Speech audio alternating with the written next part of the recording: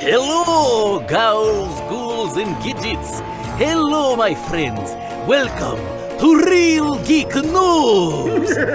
My name is Raul Ceballos, and this is... Kevin Andrew Rivera. That's right, it is Kevin Andrew Rivera. And we are here to tell you the movie news. I don't know what accent I'm doing at this point, but it's all over the place, Kevin. Happy Halloween! Happy Halloween, everybody! We dropped this episode on Halloween night. Right. Just to have fun with it, right? Just to have fun with the holiday. Exactly. So hopefully you guys are gonna hear some fun Halloween stuff. And Raul, let's freaking do this, man. What do we got today? Nice, fun treats for all. Getting Real Geek News a bit early this month. Yeah. So we're just going to jump right into it. We got a whole bunch of stuff to keep up with and talk about. Let's see. All right, listen. So we started early in the month. We were teased, and I think they premiered it at New York Comic Con. We got the Super Mario Brothers trailer. Wahoo! Right? We got and I know we normally talk about trailers at the end, but this is the one we decided to talk about as a main topic because I feel like this can lend itself to some good conversation about voiceover and stuff like that. But yeah, so we got the first trailer, Super Mario Brothers movie. Got some Jack Black as Bowser. It was really just like a scene, right? We hope also. I hope that you listeners have already seen this trailer because you should go watch it right now if you haven't seen it yet. Because we're about to spoil everything about the trailer really quick. Come on, there's no such thing as spoiling trailers. That's true. It's a trailer. It's a teaser trailer. A movie, sure, but come on, a trailer. Go watch it, guys. It doesn't take you that long. Bro, what are your overall thoughts of this trailer? All right. Well, I'm just gonna go ahead and say it. I thought it was fine. I'm not too crazy about it. There were some cool things I liked. There were some things that I'm like, all right. Bowser, Jack Black as Bowser, I really enjoyed, and I think he really brings it. You know, he actually commits to the Bowser-ness of it all, and he's got a great voice. And I'm not sure if they modulated his voice and pitched it down a little bit. Or if that was him. I think that was Jack Black. Yeah. I think he just brought it down because he was like, I want it to be tough. Yeah, also, he's a singer as well, so his voiceover skills are definitely a lot more... Like, he has more control over his voice when he does these voices. Sure. Yeah. He sounded great. And I heard people complain like, no, there was a line where he got a little Jack Blacky. I was like, what? He's cares? Jack Black. I mean... Honestly, it worked. It worked. He's doing just good enough to sound like Bowser and how I would imagine Bowser sound. I don't know. I think those are little nitpicks there. Dude, honestly, I thought as soon as I heard his voice saying, "Open the gate," I instantly out loud was like, "Whoa!" Like, oh my God, that's really him? That sounds great. That sounds awesome. Yeah. No, it sounds good. I mean, you're gonna hear, Jack Black he's adjusting his voice, appropriately, but you're gonna hear some Jack Blackiness in there. It wasn't a big deal to me. I really enjoyed it, and those scenes. It was basically like one scene, Jack Black versus like all the penguins. Oh man, Bowser. The penguins were too good, man. Yeah. It felt very Illumination Studios of them to make a joke like that, but the "Do you yield" was like probably one of the best lines of that trailer. I quote it every day. I try, at least. But also, did you know that was oh God, what's his name? Caden Perry? Caden Perrin? The voice actor who plays Cyborg. I'm trying to remember his name. Caden Perry? Is it Caden Perry? I don't remember. I don't know. Well, he's also the guy who plays the Tiger Tamer in The Walking Dead, for all you people who don't watch Teen Titans Go or Teen Titans the Animated Series. He's super, super cool voice actor. Good for him for getting one of the best lines in that gosh darn trailer. But also... Cool. No, go ahead. Sorry, go ahead. No, yeah, it was... that part was cool, and then, of course, the trailer continues on, and then you finally see... Mario show up, make his debut, Chris Pratt, and we're all like, okay, he's been talking up this voice that he's gonna do, and he's like, trust me, you've never heard anything like it. And what is this place? And he opens his mouth and is like, it's Chris Pratt. It's it's just Chris Pratt, maybe kind of doing like a little Jersey, New York thing. Well, Whoa, Brooklyn, what is this place? New York. It's pretty much Chris Pratt, and yeah, I mean, but Raul, is it really just Chris Pratt? Because at the end, you remember the line he says at the end where he says, "Mushroom Kingdom, here we come." Yeah, it's Chris Pratt. It had a slight accent in there. Yeah, I mean, I don't know. It wasn't very strong, and it didn't sound like anybody, him or the director or whoever guided him towards this voice. It didn't sound like there was any real commitment to doing anything one way or another. It just kind of sounded like, oh, we don't know what to do. We don't want to sound, we don't want it to be Italian, you know, like, okie dokie, let's go. It's me, Mario. Because, and I wonder if that's like too much overthinking about like, well, we don't want to offend anybody. You know, that's just my theory. Oh, man, an Italian accent. I feel like even Italian people make Italian accents like a stereotypical funny thing at this point. Like, I don't know why we would get offended about that at this point. But I would say, like, hey, if you guys wanted a really big change from Chris Pratt, could have just gotten Danny DeVito and gotten him to come in and be like, "What is this place? You know, hey, what's up? Hey, I'm Mario. Hey, paisano, come on. Here's my brother, Luigi." And then Luigi's still, I guess, I think they showed us Luigi. He was, what was the guy's name? The actor who plays Charlie Day. Charlie Day. Charlie Day's Luigi. And then, I don't know, there was like a quick scene of him running and... just being like, whoa! Yeah, and that's all. He was just screaming, and it sounded like Charlie Day's scream. So, yeah. There's not much to go on. And same with Mario. There's not much to go on. Chris Pratt just had a couple lines. But, like... From those couple lines, you know, the consensus is like, all right, it's just Chris Pratt kind of half-assing an accent. We don't know what he's going for. But, yeah, it's just one of those things that I'm like, what's going on here? What are we doing here? Here's the thing. Every time I talk to people about this, they're always like, no, man, it's bad. But I'm trying to give him a chance. I'm trying to give Chris Pratt a chance because... your optimism, Ken. This was a teaser trailer, and we were teased, not in a fun way, to be honest. Most teaser trailers should be more fun, you know, but I feel like we got teased in a bad way when it came to Chris Pratt's voice because we literally only get 2 sentences from him. Like, that's all we get.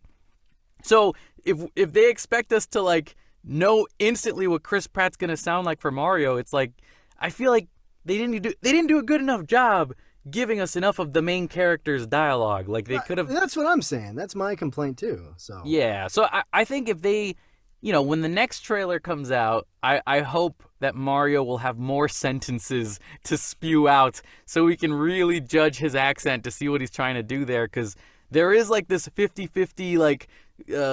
point of view of looking at it of, like, some people are like, oh, no, he totally has an accent. Other people are like, no, he has no accent.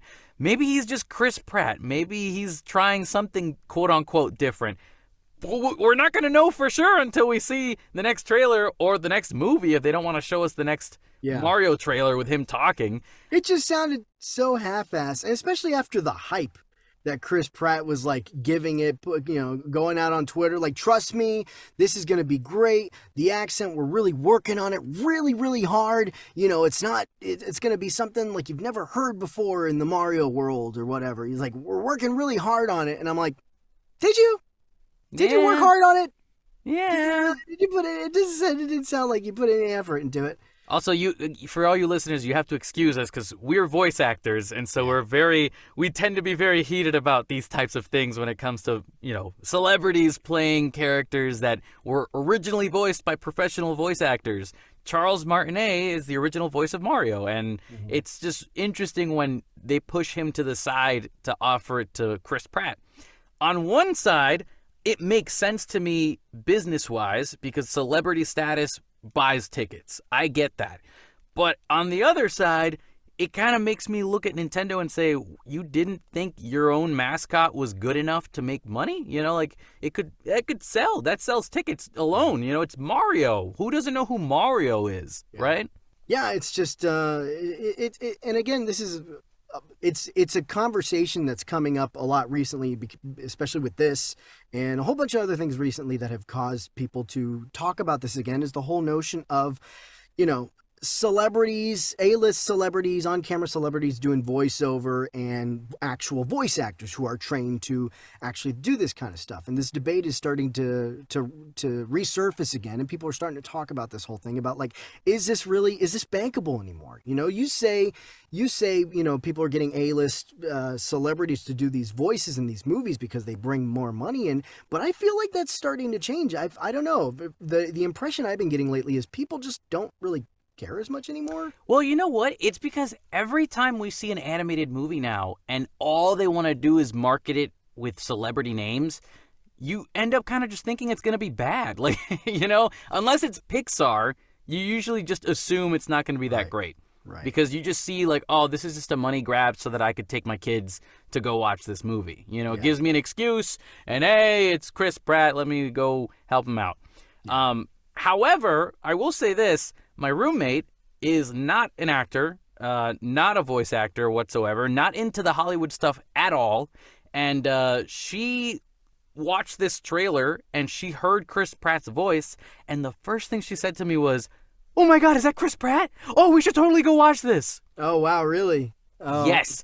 And that's when I was like, what? Or should I say, That's what I said in my head, because I was like, man, like, what an eye-opening thing to see that as professional actors, we see this and we criticize it based on the performance quality. Right. But when you look at regular audience members, they might end up really liking this, and a lot of people are fans of Chris Pratt, and they're gonna see him and go, "Oh, I'm in. That sounds awesome." Yeah, I have no doubt that that's still the case. Like, I'm still aware that there's still a group of people out there that you will respond that way when they find out, whatever, their favorite celebrities doing voiceover and stuff like that. So it is still something that is effective. I just, from what it seems like, it's kind of, it is still slowly changing. I do feel like more and more people are starting to just care less. But yeah, I don't doubt that there's still a lot of people out there who will respond that way. I feel like there's certain times in these types of movies where they do bring back the original voice actors, like Peter Cullen for the Transformers movies. Like, they asked him to come back. They got Sonic the Hedgehog 2. Colleen O'Shaughnessy. Colleen O'Shaughnessy. Am I saying that last name right? I think that's how you say it. Yeah. Or even like freaking what's his face? Jim Cummings coming back as Winnie the Pooh for Mr. Robbins with Ewan McGregor. Like, Ewan McGregor was the big name, but then they just show you Christopher Robin. Yeah. Maybe that's what it is. Like, maybe they bring a celebrity in, and then they bring along the voice actor that does the iconic voice. Maybe that's what it is. In those other movies you listed, in those examples, there is, like, because with Sonic, you've got Jim Carrey still, and you've got James Marsden, and then, with the Transformers films and all that stuff, too. Yeah, there's still at least one celebrity in there, but... Yeah, it's just one of those things that it kind of, especially after this trailer, a lot of people started kind of talking about this again, this conversation. And it's what are your overall thoughts on the trailer, though, Kevin? I know you're a little more excited about it than I am. Yeah, I mean, listen, I'm at the moment, I'm going to go watch the movie. Like, I know that I like it enough to go watch it. I understand Jack Black is Jack Black, and I get Chris Pratt is Chris Pratt. Like, I get that, but I also know one thing is for sure. I'm trying to look past the idea of whether it's going to be a good movie or not, and looking more at the big picture, which is something you and I reported recently or a couple months ago. Nintendo bought an animation studio, right, and they're testing the waters to see how this animation stuff goes for them. And if they make a lot of good money from this movie, the next thing they work on, they're going to work on themselves. They're not going to let Illumination work on the next one. They're going to do the next thing and have full control over their project and do whatever they need to do. So if this movie fails, Nintendo might be like, maybe it's time to move on to the next thing, Yeah. So that's my overall thoughts on it. But I am excited to see it, waiting for that trailer too. And, it's hard to make these big decisions when it comes to animation and stuff like that. But you know what also is a really tough decision is choosing to be the leader of something humongous. And I'm talking about our next topic here, folks. We got James Gunn and Peter Safran are going to be chairman and CEO for the DCEU. Right. Or I think it should be the DCU now. I think that's what I've been hearing. It's been rebranded. The DCEU is no longer the DCEU. It's now the DCU, and they've branched off into their own division, and they're calling it DC Studios, much like Marvel Studios, taking a cue from Marvel. It's so good. Now it's like, it's interesting. You got Marvel Studios, and you got DC Studios. And so who the heck in their right mind thought it was a good idea to make it called the DC Extended Universe? Like, it's just the universe. Actually, it's MCU, DCU. That was not something that Warner Brothers coined. That was something that came from the fan community. I'm pretty sure. You know what? Well, now that I think about it, I'm not sure I remember. It was just something that kind of a lot of fans were starting to use that terminology, and it's just kind of stuck. Yeah. But I'm not sure if that came directly from Warner Brothers or not. Well, also technically, I guess DCU should actually be called DCCU, so DC Cinematic Universe. Yeah. Which, it's just a whole thing within itself. It's an MCU, DCU. They wanted to keep the 3 letters, I guess. Yeah, it's easy to remember, I guess. But anyways, this comes to us from The Hollywood Reporter.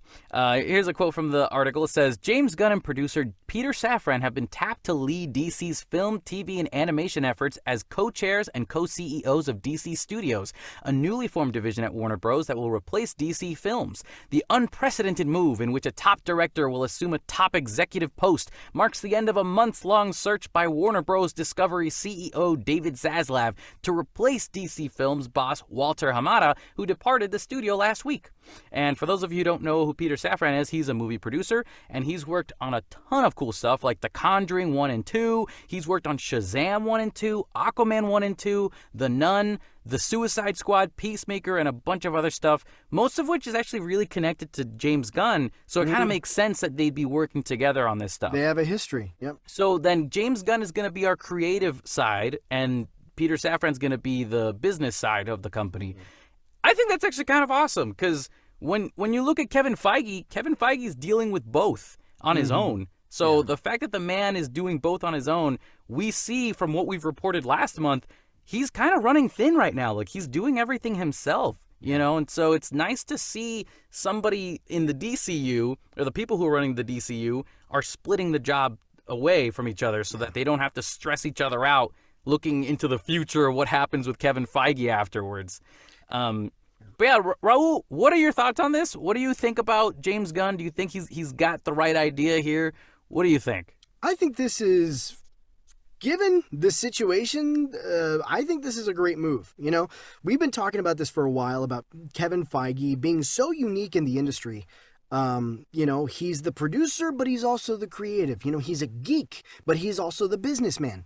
And for Warner Brothers, for a long time, they've been trying to find the person, the guy to do this, or the gal, you know, the person to do this job and take over the Kevin Feige role, but have that for DC. David Zaslav has been for a while trying to look for that person. And we've talked about how, you know, Kevin Feige is such a unique individual here. It's really difficult to find somebody like that right now, you know, almost like a needle in a haystack kind of thing. So what do you do if you're Warner Brothers? You know, you're Warner Brothers, we can't find somebody who can tackle both the creative and the business angle. Like, somebody like that is very hard to find. Well, you make it a duo act, you know, so you got James Gunn taking over for the creative side, and then you got the co-chair, Peter Safran, running the business side of it. And honestly, that's kind of the best choice you can make in this situation.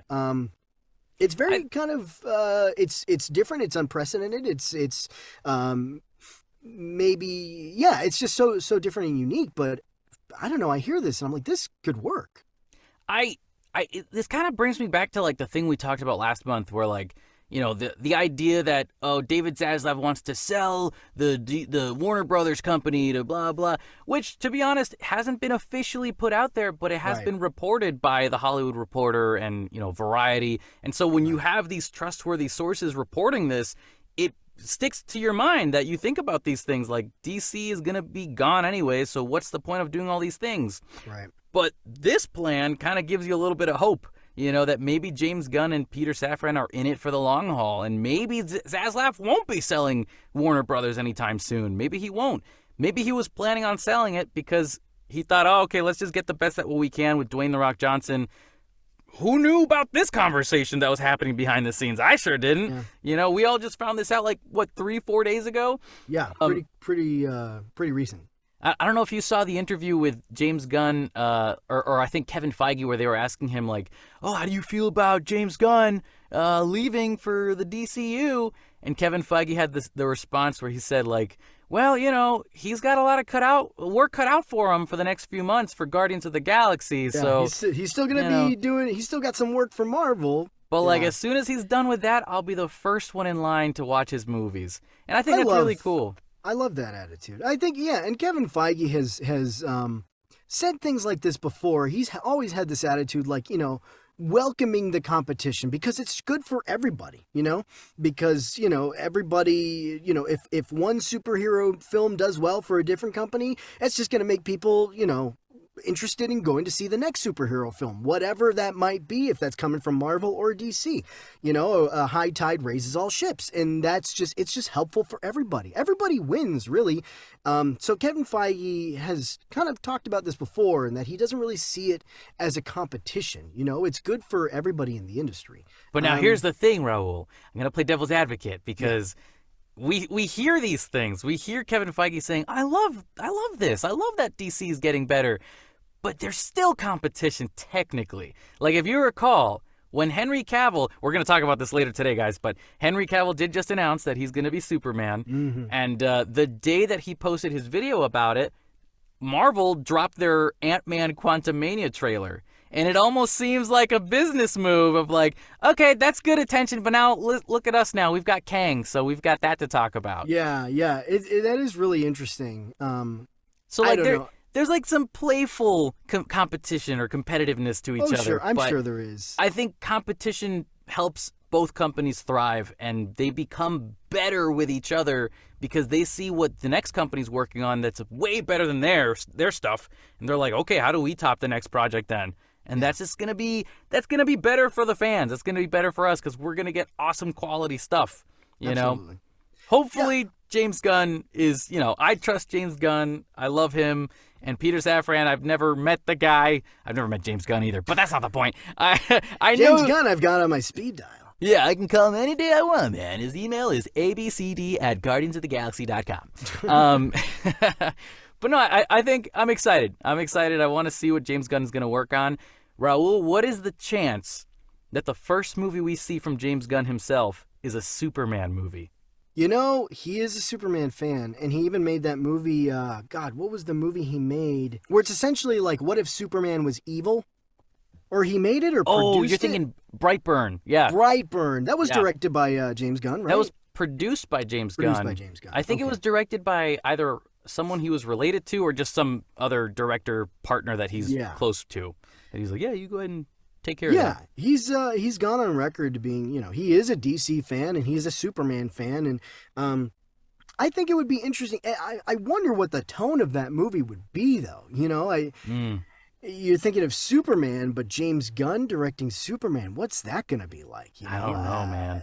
I know Superman, so he pretty much is Superman. But Henry Cavill has gone on record saying that we're going to see a much lighter toned Superman going forward, a joyful Superman. So there will be, I'm sure the next Superman movie it'll be a lighter tone, but I wonder how much, if James Gunn does the next Superman movie, is he going to tone down his lighthearted, his edginess, for specifically the edginess, but because he's known for that. But that would be interesting to see. But also, it raises questions what does this mean for Wonder Woman and Aquaman and all these other films? Is he gonna just get the original directors to come back? Is he gonna do them himself? Is he? Who knows? He's working as a director as well as a CEO, so it's interesting to see. Kevin Feige doesn't direct movies; he just produces them. Right. But James Gunn is nah, man, I'm gonna do both. Yeah, they still have said he'll direct a movie here and there for them, but I don't imagine he's gonna be.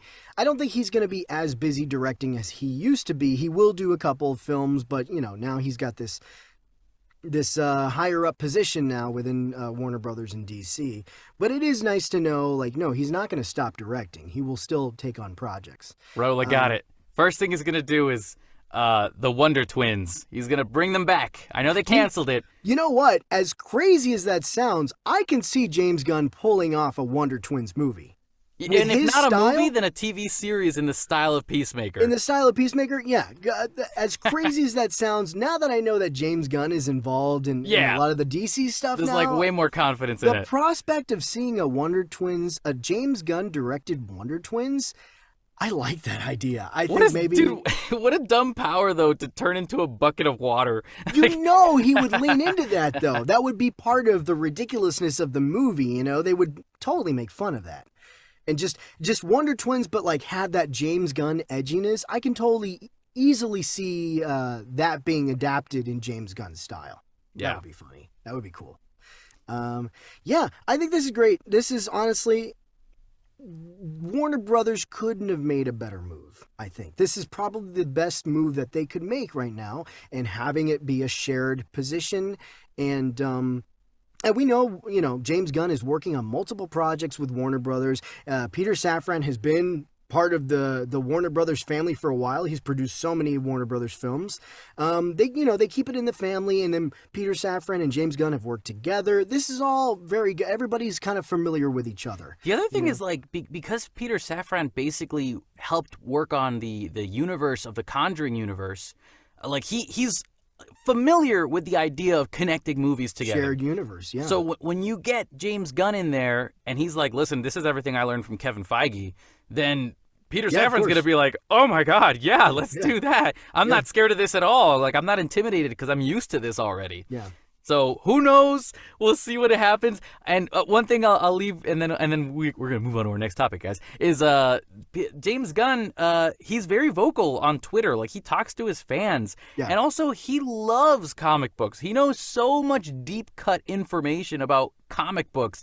Marvel, if you watch all his Guardians of the Galaxy movies, he's got so many Easter eggs in every movie. I think the first movie, he said that people are still not done discovering all of his Easter eggs. Oh, still? I remember he did say that a couple years ago, and people still haven't been able to catch it, huh? It's crazy. So I think he can easily take care of the DC universe, and I'm a lot more hopeful than I used to be, Raul, because I am too. I think this is a good move. I think, and it is reassuring. It does sound like Warner Brothers, at least David Zaslav, is committed to going all in on Warner Brothers. With this news, I feel a little more confident that maybe they're not going to sell to Universal or whoever. Especially between that and the Matt Reeves deal. This is a commitment. Yeah. This is long-term commitment, So I don't think they would do this if they were planning on just selling it, Plus, also, this is the DC universe right now. It's proving to us that they're going to be able to do connected universes and standalone films at the same time. And so if the DCEU can make it work with James Gunn, then, that's going to be awesome for Marvel to be like, oh, maybe we can do that too. Sure. But, exciting this stuff. has been awesome news, but unfortunately, we do have bad news to discuss as well, just to balance out the joy and goodness of Halloween night. Apparently, Robbie Coltrane has passed away this past month. Mm-hmm. Kind of ironic that he passed away on Halloween, and it's all this wizard stuff. He's for those of you who don't know who he is, he's the guy who plays Hagrid in Harry Potter. Mm-hmm. This comes to us from Deadline. Robbie Coltrane died at the age of 72 following multiple organ failure, according to multiple UK reports. The death certificate of the Harry Potter star also noted he had been suffering from sepsis, lower respiratory tract infection, and heart block. Coltrane, who played Hagrid in the fantasy films, has also been diagnosed with obesity and type 2 diabetes.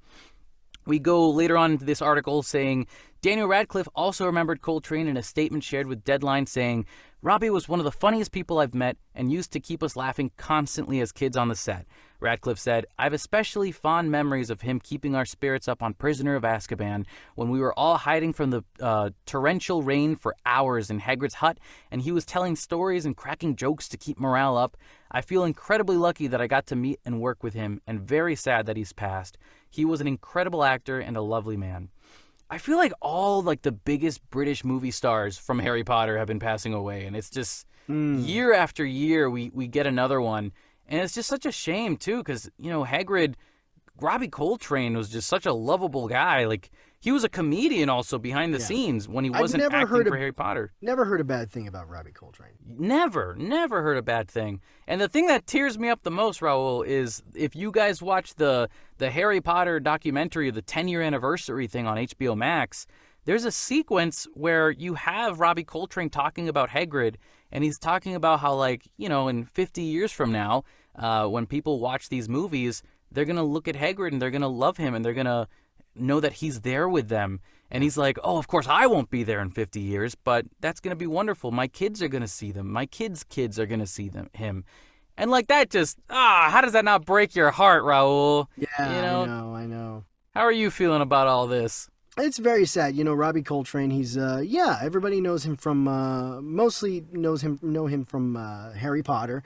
But, I really enjoyed him a bunch of other films. He showed up, I know he was in GoldenEye. He did a really great part in GoldenEye as the villain. And he had actually a funny little bit part in Ocean's 12, I remember, as the guy Matsui. He was the guy they were all speaking in code, and Matt Damon's there, trying to act like, be part of the, with the guys and speaking the code, and he's just totally messing up all over the place. That's a funny little scene. But, there's just something, I've never heard a bad thing about Robbie Coltrane, and he's always just seemed very warm-hearted and very sweet. And, there's just something about that character Hagrid that he just brings such warmth to, and you're really, you're so quickly endeared to his character, and it's nice to see him with the kids and all that stuff, and he's just been, he's just one of those characters that just warms your heart when you see him, so it was very sad losing him. It's also interesting to point out that, again, we all know him from Harry Potter, and it's a bummer that Harry Potter has this connection now with, the whole, circumstance that's happening with J.K. Rowling and stuff like that. Right. But it's nice to see that even when that's the case, we can sometimes look past that and look at Hagrid and see the character for what he is and the love that he brought to us as kids growing up watching these movies. And the actor himself, I know that he, looking at his IMDb credits, I was like, man, the guy had a career. He did everything he wanted to be able to do and had a good time doing it. Since the early 80s, he's been doing stuff. Yeah, so it's it's a good time. It's a good life. 72. If I could make it to 72, I think I'd be just as happy. You know? Yeah, that's pretty good. It's a pretty good place. Still a little young compared to how how people, the longevity of people nowadays. But I think if it weren't for his unfortunate health concerns and stuff, I think we could have had him a little longer.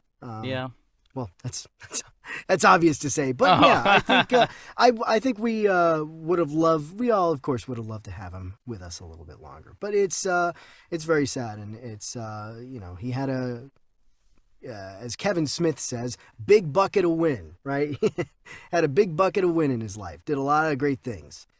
I think, if anything, I'm glad that we can remember him as this loving person, and it just continues to show us that we can spread the love and, be good to each other and get excited about things and find every moment and every reason to be happy and live our lives in a good, positive way. And this is the point where I always tell people, or where people always go to me and say, dude, you're way too positive. But it's it's true. You sometimes it's good to have a positive outlook on life. And when you see people like him living their life to the fullest, it inspires you to want to get things done and live your life to the fullest yourself. Sure. Right. And, I'm trying so hard to segue to the next topic, but I'm trying to say it in a way that's not disrespectful to Robbie Coltrane. He's a wonderful guy. But, again, with the positive energy, good vibes all around. We love you, Robbie Coltrane. Our next topic here, this is a bad segue, but there's no other way to do this. Let's just get right into it. Our next topic, we do have some good news, positive life stuff. We got Michael Waldron, who's going to be writing Avengers Secret Wars. Mm-hmm. This comes to us from Deadline. Following the success of Loki and Doctor Strange in the Multiverse of Madness, Michael Waldron looks to be in line for another high-profile Marvel property, as sources tell Deadline he is set to write Avengers Secret Wars for Marvel Studios. Deadline recently broke that Jeff Loveness was on board to write Avengers: The Kang Dynasty. Following the news, Destin Daniel Cretton would direct Kang Dynasty for Marvel Studios, and now both films have locked up their writers. Insiders add that Secret Wars will have its own director, though it's assumed all parties will be in touch while the films are in development. Marvel Studios president Kevin Feige is producing, as always. I don't know why they needed to report that part in there. By the way, Kevin Feige has something to do with this. Yeah, really? Kind of a given. I think this is interesting stuff that, it's true that we've never really nailed down who's going to be the director for Secret Wars. I've heard a lot of rumors about maybe Michael Coogler, and Ryan Coogler. Oh my God, Kevin! I should show myself out. Very bad. But no, I think Ryan Coogler is what I meant to say. I think we're waiting for Wakanda Forever to come out, and I'm sure once we see it, and hopefully it's going to be awesome. We'll like a week later, they're probably going to be like, by the way, Ryan Coogler is going to direct Secret Wars. That could be, yeah, very, very much so. All strategy. It's all part of the plan for Kevin Feige. He knows what he's doing, man. But Michael Waldron, we've talked about Multiverse of Madness. Yep. I know to me, it wasn't like this amazingly perfect godsend of a movie, but I enjoyed it. It was a fun movie and a fun time.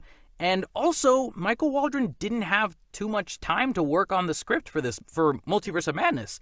So now he's being given all the time in the world, and we know that he's a huge comic book nerd. I think he wrote a good enough script for Multiverse of Madness given the time that he had.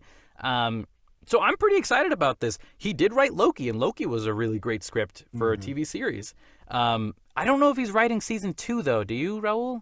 I don't think he is, because now he's working on Secret Wars. Right. I'll have to double check that, but I think Secret Wars is kind of taking up his time a little bit. Yeah, so he's got his work cut out for him. But are you excited about this, Raul? Like, what do you think about all this? I think there's definitely a lot to look forward to. I know, like we said, we talked about Multiverse of Madness. I didn't love it, but, I liked it enough. And Loki I really enjoyed. I know a lot of people say they didn't really like Loki that much, or it's kind of mid-level. Meh. I actually did enjoy it. I do think this is promising. I like this news. Michael Waldron, he's used to dealing with multiverse stuff and, time travel and stuff. And of course, Avengers Secret Wars is not going to shy away from that. That's pretty much a lot of what's going on, a lot of multiverse shenanigans. So it is consistent with all the stuff they're trying to do right now with the multiverse. So we got, wait a minute. So Secret Wars, Michael Waldron's writing, and then we don't have a director yet, but a lot of people are speculating Ryan Coogler. So it's interesting. Not Michael Coogler. Not Michael Coogler. Of course. But, so he's not writing Kang Dynasty. That's Jeff Loveness. So I do think it's interesting that, Avengers Secret Wars and Avengers Kang Dynasty, different directors. Well, potentially. We might later on find out that Destin Daniel Cretton is, in fact, directing Secret Wars. But for now, that hasn't been announced. So it's potentially a different director. We've got 2 different writers. So I just find it interesting. This is the difference in the director and writer here in both of these films, and I'm wondering how connected are they going to be? I mean, it's really interesting that you have these 2 Avengers films so close together, but totally different writers and potentially totally different directors. It's interesting because when we had Infinity and Endgame, they were both written by the same guys. Right. Like, everything was connected, and it showed because they had the same directors and the same writers. And I'm wondering if, like, most directors right now looked at Endgame and Infinity War and said, I have to stack up to that? Like, no, I think I'll just do one movie. I don't want to do both, because that's a lot of pressure to try to top those last 2 Avengers films. That's true. That's true. Nuts. So how do we do this? We James Gunn it, and we split up and search for clues, gang. Right. Little Harry Potter. No, it's not Harry Potter. Scooby-Doo. Gosh darn it, Kevin. That was bad. But no, so I think it's to me, it's interesting that when I look at Michael Waldron and I look at the writer Jeff Loveness, like I look at these writers and I look at their work and I'm like, yeah, I mean their work was cool. It's all right. It's never been like Infinity War level writing to me, in my opinion. But the more and more I think about it, I look back at the writers of Infinity War and Endgame and the directors of those two movies, and they had the same types of IMDb credits as these guys did. So it's like, at the end of the day, you can't really just assume that they're going to be bad or good, because Kevin Feige has a plan. Something's in his mind, and he asked these guys for a reason. So there's got to be some kind of special story behind the scenes that we just don't know about. Like some hidden talent of writing and directing skills that these guys have. Not to say that Dustin Daniel Cretton is a bad director. He's a great director. Shang-Chi was awesome. But if they get Ryan Coogler in there too, Ryan Coogler has never made a bad movie. So, Yeah, and we'll see. Everything coming out so far about Wakanda Forever is just, glowing reactions. So we're totally going to watch it. I'm totally looking forward to it. But yeah, this is interesting. Again, there's that multiverse connection with Loki and Multiverse of Madness. So they're definitely carrying that story on. Obviously, that's going to be a big part of it. Yeah. We'll see. I think this is great news. I mean, this is we'll just see how it goes. We'll see what happens, and hopefully we'll get an announcement pretty soon about the director. Yeah, I think so. $10 says definitely is going to be Ryan Coogler. If he doesn't do it, I'd be surprised. You know. But going on to our next topic here, because I think we've said all we've had to say about this one. I think so. Yeah. We've got Nicolas Cage possibly returning for National Treasure, and we've totally talked about this. This is I want you to know this is one of my favorite episodes right now currently, because everything we've talked about, we've reported stuff prior and discussed these things before. That's true. So I think this is our 11th episode, Raul. Is it our 11th episode? This is our 11th episode, including the all the bonus reviews, episodes, the movie review episodes? Oh wait, maybe that's true. So maybe this is our 10th episode, possibly. If we don't include our intro stuff. We've done quite a few of these, yeah. Yeah, and it took us a couple episodes, and now we finally got to a point where our reporting is interconnecting with each other. There we go, yeah. So this is good stuff for us, you guys. Thanks for listening, all you listeners out there. We appreciate you guys. I think some of you are in Germany. Thank you for being here for us. We have listeners in Germany? I think we have listeners in Germany. Oh, that's either awesome. Germany or somewhere in Europe. I saw our analytics tell us some cool stuff. But anyways, really cool. Back to our report here. Nicolas Cage possibly returning for National Treasure. Yeah. Nicolas Cage. What happened? Let me get my breath. Nicolas Cage is reportedly in discussions to return for a new National Treasure sequel as Benjamin Gates. Disney launched the National Treasure franchise in 2004 with the release of the first film starring Nicolas Cage. Goes on to say, Disney has spent the last decade trying to figure out what to do with the National Treasure franchise. Plans for National Treasure 3 with Nicolas Cage failed to gain any real momentum throughout the years. Then the launch of Disney Plus gave the studio a new chance to use the IP with National Treasure Edge of History, which is, I think that's like the first thing we ever reported, isn't it? No, we reported that for the Comic Con. That's right. That's right. SDCC, yeah. For SDCC, yeah. So Edge of History coming to Disney Plus' streaming service in December 2022. That's in a month from now, sort of. Although the series is a soft reboot of the movie franchise, it does include the return of Justin Bartha as Riley Poole. Mm-hmm. There has since been hope that Nicolas Cage could return as Benjamin Gates for another National Treasure adventure as a result. Raul, this is what I think. What do you think? I don't think there's going to be a National Treasure 3. I think the next season of this show is going to have Nicolas Cage in it. That's my thoughts. Season 2. Yeah, and when we talked about this in SDCC episode, we had the theory that, they're waiting to finish the first season, and then they're going to show that to Nicolas Cage and say, hey, what do you think of this?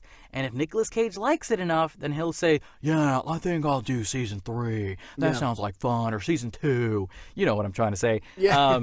But I think that's what's going on. I don't think the movie is a thing. Either that or, Raul, this is option number 2. What? Option number 2 is that there is going to be a National Treasure 3, except the ending of the National Treasure Disney Plus series leads us into the movie. That is possible. So we'll see the characters from the streaming show enter the movie in the third one. I have heard speculation that it is going to be like both the TV show and the film series are going to continue in tandem. So you've got like the TV show continuing and then the movie in between seasons and then back to... But, I mean, it's... Who knows? I just heard that as speculation. But I don't know. I feel like... I tend to agree with you. I think, if anything, it might be for the show to come back in a later season of the show.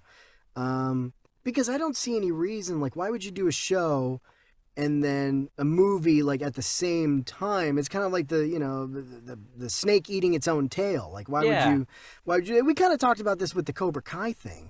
Well, then again, the Cobra Kai thing, that's one of those things that we were unsure if it's going to be even the same cast or carry on the same story. We still don't know. We still don't know. But, yeah, I do find this interesting. And yeah, they haven't said whether it's for a movie or the TV show. So we have no choice but to speculate here. I think it's the TV show. It's gotta be. Like maybe that's why it's taken a little longer to maybe convince Nicolas Cage, because... who knows? TV is changing. You got a lot of A-list film celebrities doing TV now, so maybe, Nicolas Cage could potentially be one of the latest of those celebrities to kind of hop to the other medium, hop to TV. So plus, it's not too far off from interconnecting Disney Plus shows with movies. I mean, look at the MCU. The MCU has so many shows right now for their characters, and then you see Wanda show up in Multiverse of Madness. So it's like, in order to, the only downside is in order to understand the storyline of Multiverse of Madness with Wanda's point of view, you kind of have to watch WandaVision if you want to get her side for the full 100% version of it. They kind of give you a gist of Wanda's story in the movie, but it's not enough. Like, I feel like they could have given us way more than that. That being said, it'll be interesting. I think Nicolas Cage is also possibly in talks about doing Face Off again, like another Face Off movie. I did hear about that. Why? Yeah, for why? It's that kind of stuff where it's like, is he too busy doing movies? Like, will it just be a movie then? Or is he maybe he's gonna do Face Off the movie and then do the Disney Plus streaming show and then turn that into a movie later. Who knows? I would like to see Nicolas Cage come back and reprise this role again. I do find, with the films, I do find that Nicolas Cage as Benjamin Gates is kind of part of the reason why I like those movies. I like the treasure hunting and all that stuff, but Nicolas Cage brings that kind of charm to it, and he really commits to the role, and it's he's got like this fun kind of vibe as this character. So I would like to see him again take on this role, and yeah, Nicolas Cage is kind of having a resurgence right now. Oh yeah, the Cage-assance. The last movie that came out, I'm trying to remember the name of it. The one Extremely Talented, something like that? The Incredible Weight of Massive Talent? That's the one, Incredible Weight of Massive Talent. Unbearable Weight of Massive Talent. That was such a great Nicolas Cage movie. And so, it was a lot of fun. Yeah. Just watching that made me go, man, I really miss watching him and stuff. Like, I got to see more of his movies. And here he is again, possibly coming back for something. So we'll see what happens. You never know what the world or universe wants to bring. I will, however, say the show hasn't come out yet. So we don't know if the show is good yet. Right. Yeah, that remains to be seen. Maybe that's what Nicolas Cage is waiting on. Maybe, because if right now it's all just speculation about whether or not that's going to happen or not, it's at least nice to know that these I think this was Deadline that said it, or Screen Rant. Screen Rant is reporting this. It's a reliable source to know that he's thinking about it, right? Yeah. So we'll see where we lead off to with that. But who is definitely going to be doing something for sure is Henry Cavill is confirmed to be returning as Superman. Which, again, we did just mention that earlier in the episode, but this is one of our topics of the day, you guys. So we got to get more into it, more into the nitty-gritty, So The Hollywood Reporter tells us here, the actor Henry Cavill returned to the big screen as Superman for the first time in 5 years in Black Adam. And on Monday, he confirmed that he will be indeed playing Superman in future DC installments, saying in a video posted to social media for what audiences saw in Black Adam was just a taste of things to come. Cavill goes on to say in multiple interviews, there's such a bright future ahead for the character, and I'm so excited to tell a story with an enormously joyful Superman. So I think what this tells me is, obviously DC needs to change up Superman's, persona when compared to the original Man of Steel movies. They're so much darker, and clearly that's what most of the fans were complaining about. I'm one of those guys who adored Man of Steel. I actually did too. I really liked Man of Steel too. Yeah. I'm glad you agree, because now you'll hate me. I didn't like the original Superman. I know you didn't. You've told me multiple times about. And for all you listeners I love that original crazy. Superman. It's okay. This is the thing about the original Superman to me, is that my complaint has been I'm so spoiled by what we were given nowadays, that when I look at these movies from back in the 80s or 70s, I'm like, ooh, oh God, that doesn't hold up.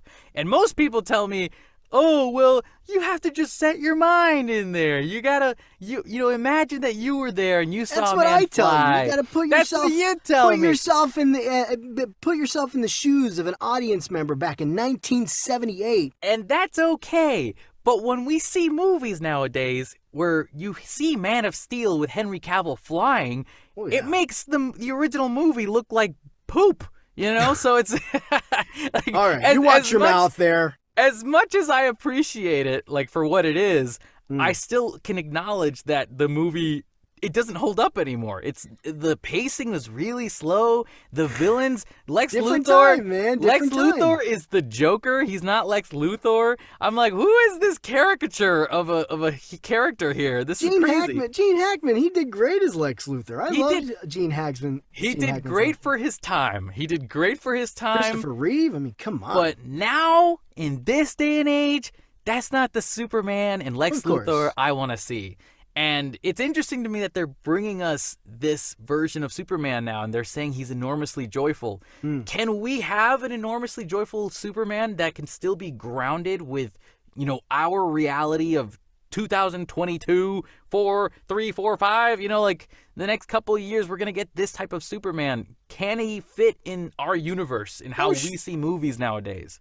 Oh, sure. I think so. I mean, look, it all depends on how the project is written. Is the movie good? And if the movie's good, if it's written really well, and everybody, if the movie's good, then it doesn't matter. It doesn't matter what kind of Superman we get. I'm excited about this. I think this is great. I think as much as I like Man of Steel, didn't love Batman v Superman very much, and of course didn't really love the original Justice League. I love Zack Snyder's Justice League much better. But agreed. But I'm totally ready for a brighter Superman, and I think Henry Cavill can do it. We have yet to see him really dig his teeth into Superman. And of course, the brighter Superman is the one we all kind of know and love, and this is I know a lot of people want to see this, and I'm excited to see what Henry Cavill brings to this going forward. And so this is it is exciting news. Of course, you guys, hopefully you've heard our Black Adam review episode. If not, you can totally check it out on our podcast feed. Yes. But we definitely talk about, spoilers for Black Adam. Superman shows up at the end in the end credits, and he has a little exchange with Black Adam. And to be fair, who doesn't know that Superman's in the end credits at this point? It was Dwayne "The Rock" Johnson was going around basically telling everybody, Superman is in this movie. Everywhere before this movie came out, he was just he had loose lips there. That's for sure. Now, Raul, let me throw a shoe in the middle of this for a second. Throw a shoe. I'm gonna throw my shoe in there. Your chancleta. So, no, por favor. When I think of Henry Cavill's Superman, let me back up. When I think of Henry Cavill as an actor, most of the roles that he books tend to be characters that have more of a glass half empty kind of personality. If you look at Geralt from Rivia from Witcher, you look at the villain that he plays in Mission Impossible, you look at the current type of Man of Steel Superman that he plays is a very more negative kind of character. You look at Enola Holmes with Millie Bobby Brown when he's Sherlock Holmes. He's always had like characters that have like very pessimistic points of view in a way. You know, maybe his Superman at the moment has been the most positive out of those pessimistic characters, but like there's always like this sense of like negative energy in him when he performs, and that's like just part of his acting chops. Like he brings that to the table.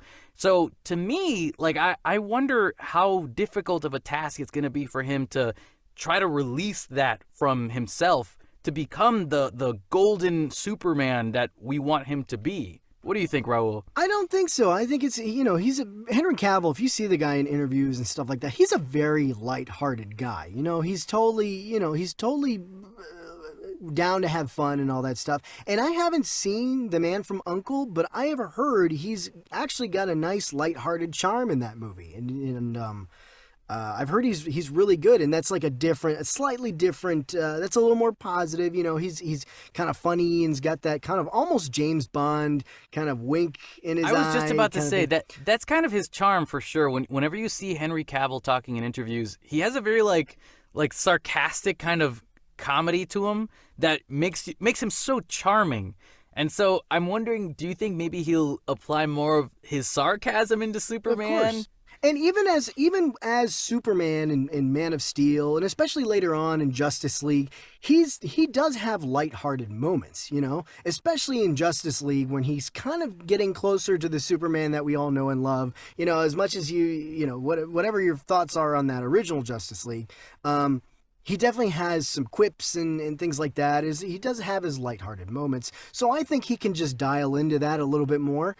I have no doubt that he can definitely bring that to Superman going forward. He wants to bring that to Superman. He wants this lighthearted, more joyful Superman. He's been saying it for a while that he would love to show that side of him because he didn't really get to show that side of him very much before. I remember the Snyder fans were so mad about his Superman in the Joss Whedon version of Justice League because they were like, no, he's supposed to be mad and brooding about everything. He's hopeful, but he's got to have a lot of pessimism to him. You can't do this to us, man. Because you're right, he had the golden Superman charm in Justice League, but it almost felt like it was the wrong time to give him that vibe because most of this time that we've seen him in all these movies, he does have this glass half empty kind of vibe for Superman. He's hopeful, but he's also just like contemplating everything about who he is as a person. Sure. Is he a human or is he a man? Is he an alien? Where does he belong? I'm sorry, Kevin. No, go ahead. I think the next time we see Superman, he's in a better place. I think he's come to terms with who he is and it kind of accepted who he is and his role in the world. And I think I think he will be someone who's more at peace with things and allowing, you know, the lightheartedness to come in and allowing that lightness to come in. So I think we might see a very different Superman because he's had a lot of time to kind of think through things and kind of come to terms with, you know, a lot of soul searching. So I do think we'll see a Superman in a better place than he was before. You know what? The more and more I hear you say that, the more I think of James Gunn being a really good fit for him. Just because I think of the Guardians of the Galaxy, and if you watch the characters in that movie interact with each other, like they have so much warmth to them, you know, and I think that if James Gunn can apply that kind of same energy between Superman and the other characters in the movie, I think that could work out. I think that's a pretty good thing. And you're right. It'll definitely bring a new vibe to Henry Cavill's approach to the character, which again, if he's very excited to do it, then I'm all for it. Yeah. I will never say that I don't want something from Henry Cavill. That man can do whatever the heck he wants, and he's going to be golden and beautiful about it. So I am hopeful. I am very hopeful that an enormously joyful Superman sounds like a fun time, and it sounds like James Gunn knows what he's doing with how he wants to talk to the people. He knows who he's talking to. He knows his fans. And then, of course, we will get, looks like they are teeing up for a Black Adam versus Superman battle at some point, so that'll be interesting to see where that takes them. Yeah, and also, I guess, I know we'll talk about this another time, but I wonder how the relationship between Dwayne "The Rock" Johnson and James Gunn is, because that's interesting that Dwayne kind of seemed like he was about to take over the DCEU at this point, and suddenly James Gunn kind of swoops in out of nowhere and is I don't like, think that was nope. I don't think that was ever really going to happen. I think felt like it, though, for a long while. Well, yeah, because Dwayne "The Rock" Johnson is a very good hype man, and he cares about you can tell he cares about the DCEU very much, and he really wants DC to be in a good place and be very successful. So in that way, he's been, a really big hype man, but he's been like, for a while, he's been like the main voice behind everything going on with DC right now, just going out there. He's a good promoter. I think he's setting the DCEU in a good direction, and I think if it wasn't for Dwayne "The Rock" Johnson, I don't think I'd be as hyped as I could be about the DCEU, which is now the DCU. So it's like I just have more reasons now to have hope and have that S on my chest. Right. But I don't ever I never thought that he was actually going to be put in a producer, executive position. I mean, he really is a thought producer that. though. I mean, not a producer, but in I was as like high a position as James Gunn and Peter Safran. You wouldn't right be now. Kevin Feige whatsoever. Right. I never thought that was going to happen. That's true. But he'll definitely produce his own movies, I'm sure, in the future for the DCU. Sure. But I think at the end of the day, James Gunn's going to be on top going, okay, that's good. Yeah. But, it is also really incredibly hard to imagine anybody else playing Henry Cavill. But, we did get a new casting announcement of someone who's replacing another actor that actually seems pretty crazy cool. But I have some thoughts. Our next topic here is Harrison Ford is going to replace the late William Hurt, who played Thunderbolt Ross in Marvel Studios. So this comes to us from Variety. Harrison Ford is stepping into the Marvel Cinematic Universe, baby.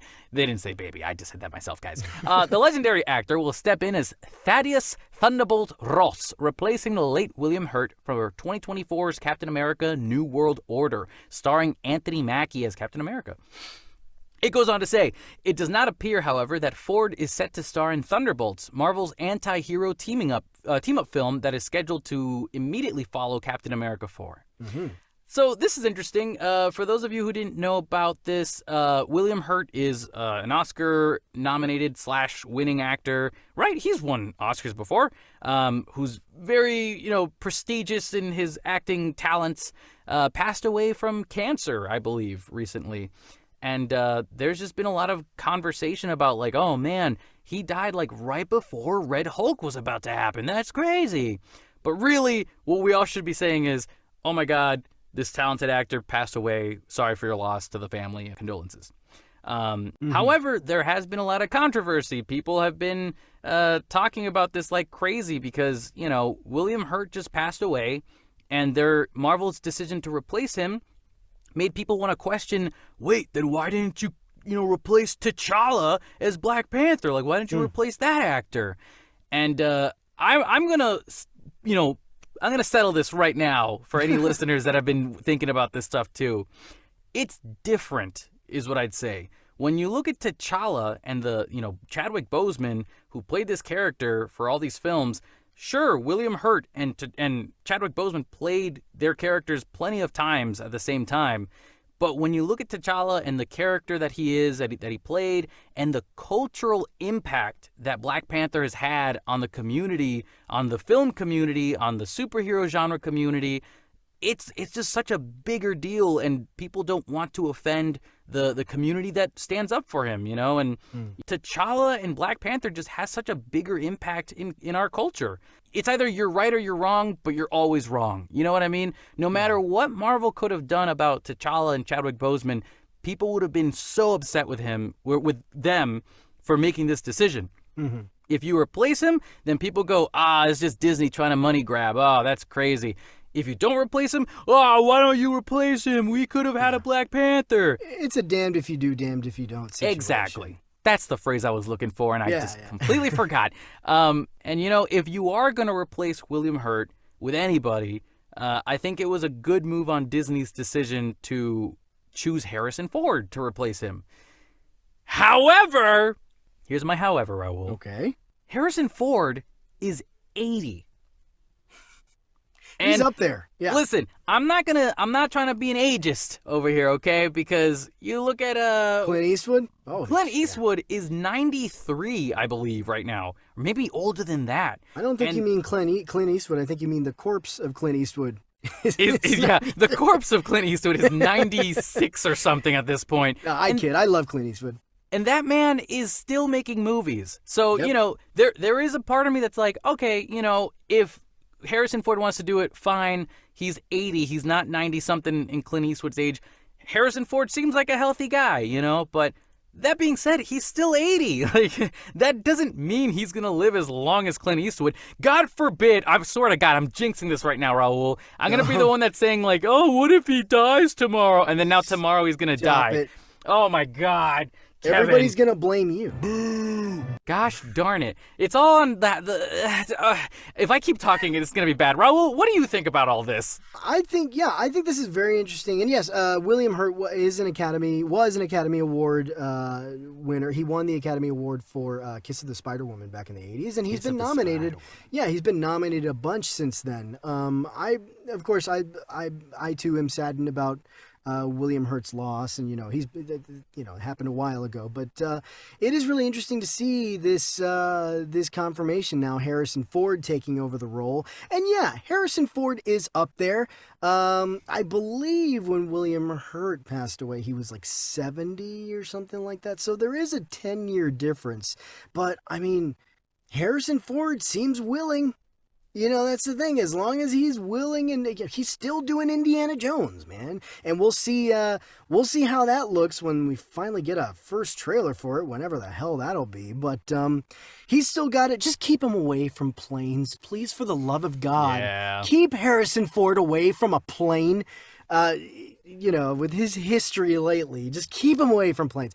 But I don't know. I love Harrison Ford. I love his portrayal of Han Solo, Indiana Jones, of course, Raiders of the Lost Ark. I've said it a bunch of times, is my favorite all-time movie ever. I just think he's such a. I love seeing him on screen. So I think his persona, especially his off-screen persona as we know him to be the grumpy old man now, the get off my lawn kind of thing. I think that works with Thunderbolt Ross. I think that'll very much really help with the character. I think it's a great match. And also, this is interesting. Yeah, so there's no official confirmation about Thunderbolts. We just know for sure Captain America 4, right?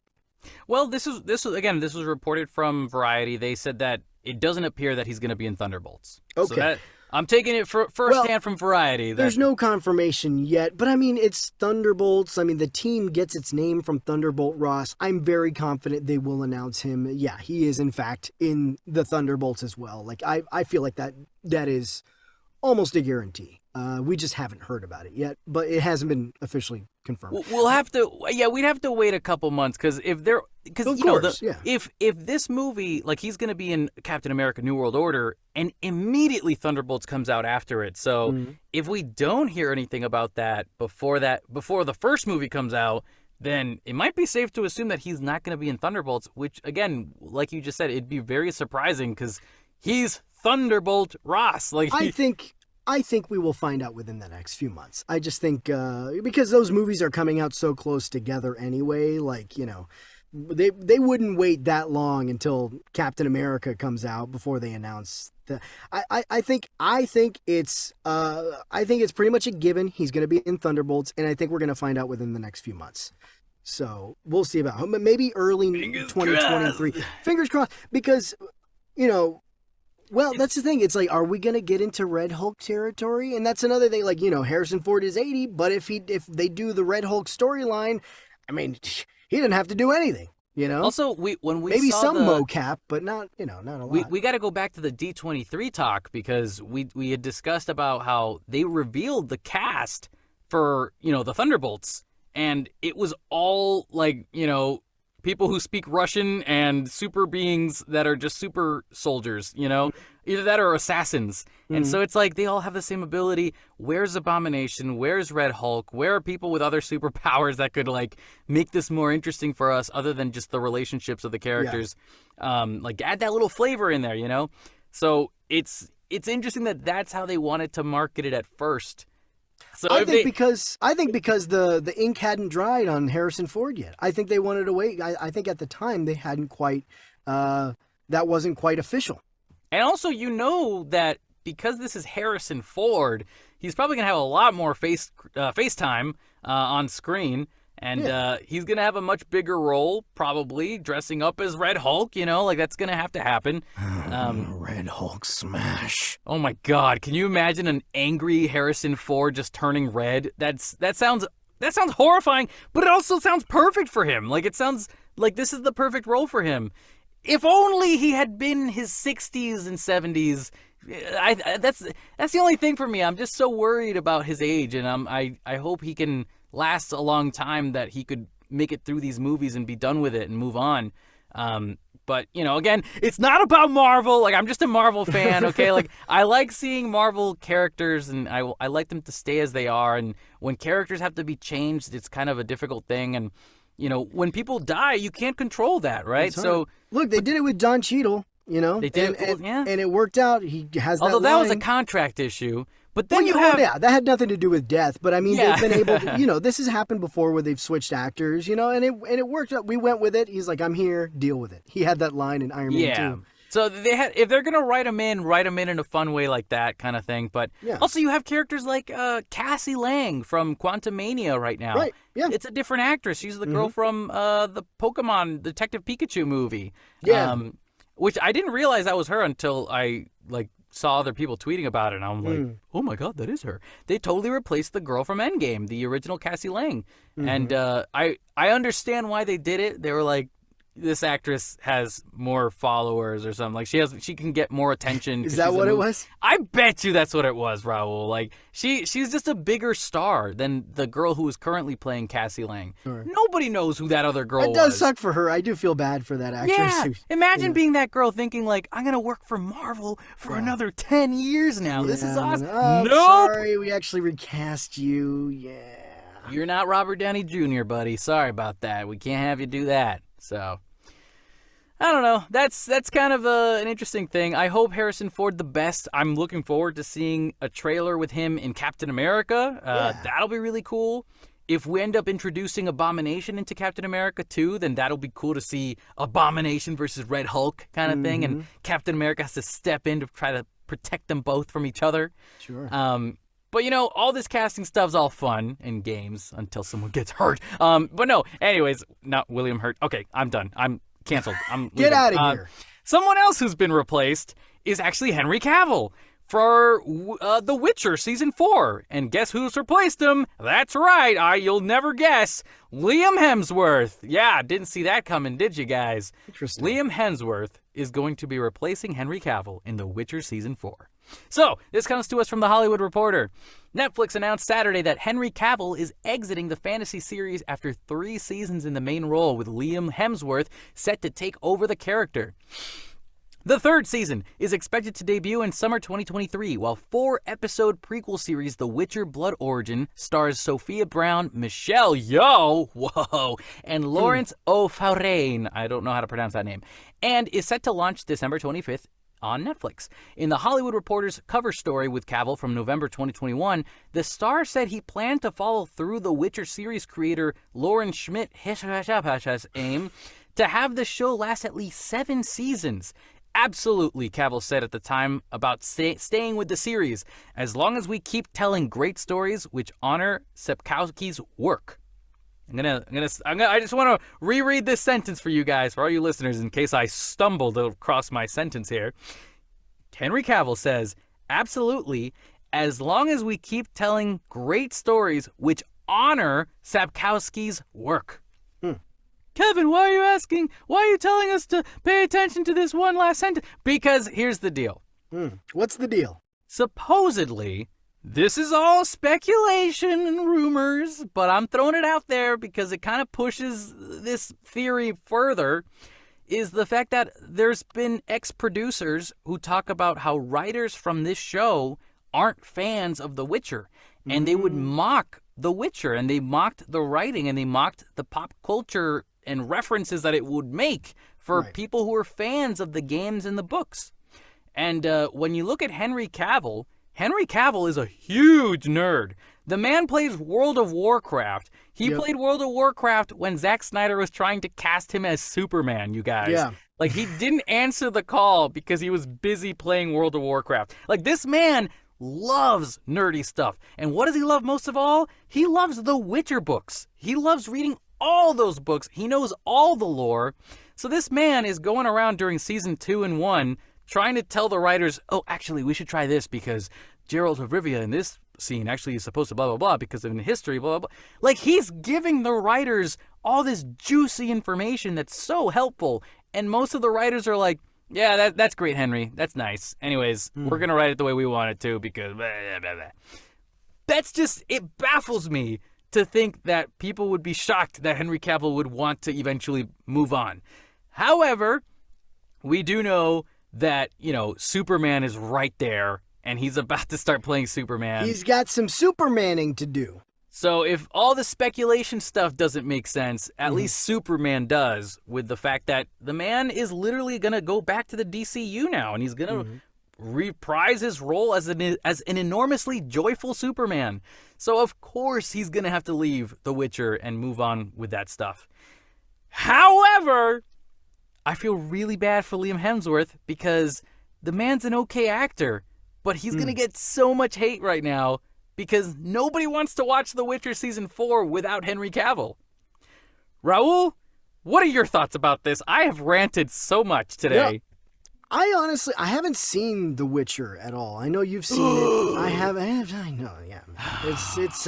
Look, it's a queue. There's a running queue of all the stuff I gotta see. I have not seen it. I can't offer much in this conversation about I've heard great things about the show, though. I've heard the show's great. I've heard Henry Cavill is great in the show, so it's going to be interesting to see this transition from Henry Cavill to Liam Hemsworth. I haven't seen much with Liam Hemsworth. I like the Hunger Games films. Okay, I thought they were fine. He's fine, and I have not seen enough of him to have any kind of opinion on him one way or the other. Everything I've seen him in, I'm like, all right, he's good. Yeah, I mean, like, he's got acting chops. Like, he was also in the running to play Thor before his brother swooped in and took the role from him. Yeah. So it's like, you know that he's got acting chops. Like, I don't think anybody's ever been like, ugh, what a performance that was, right, guys? Right.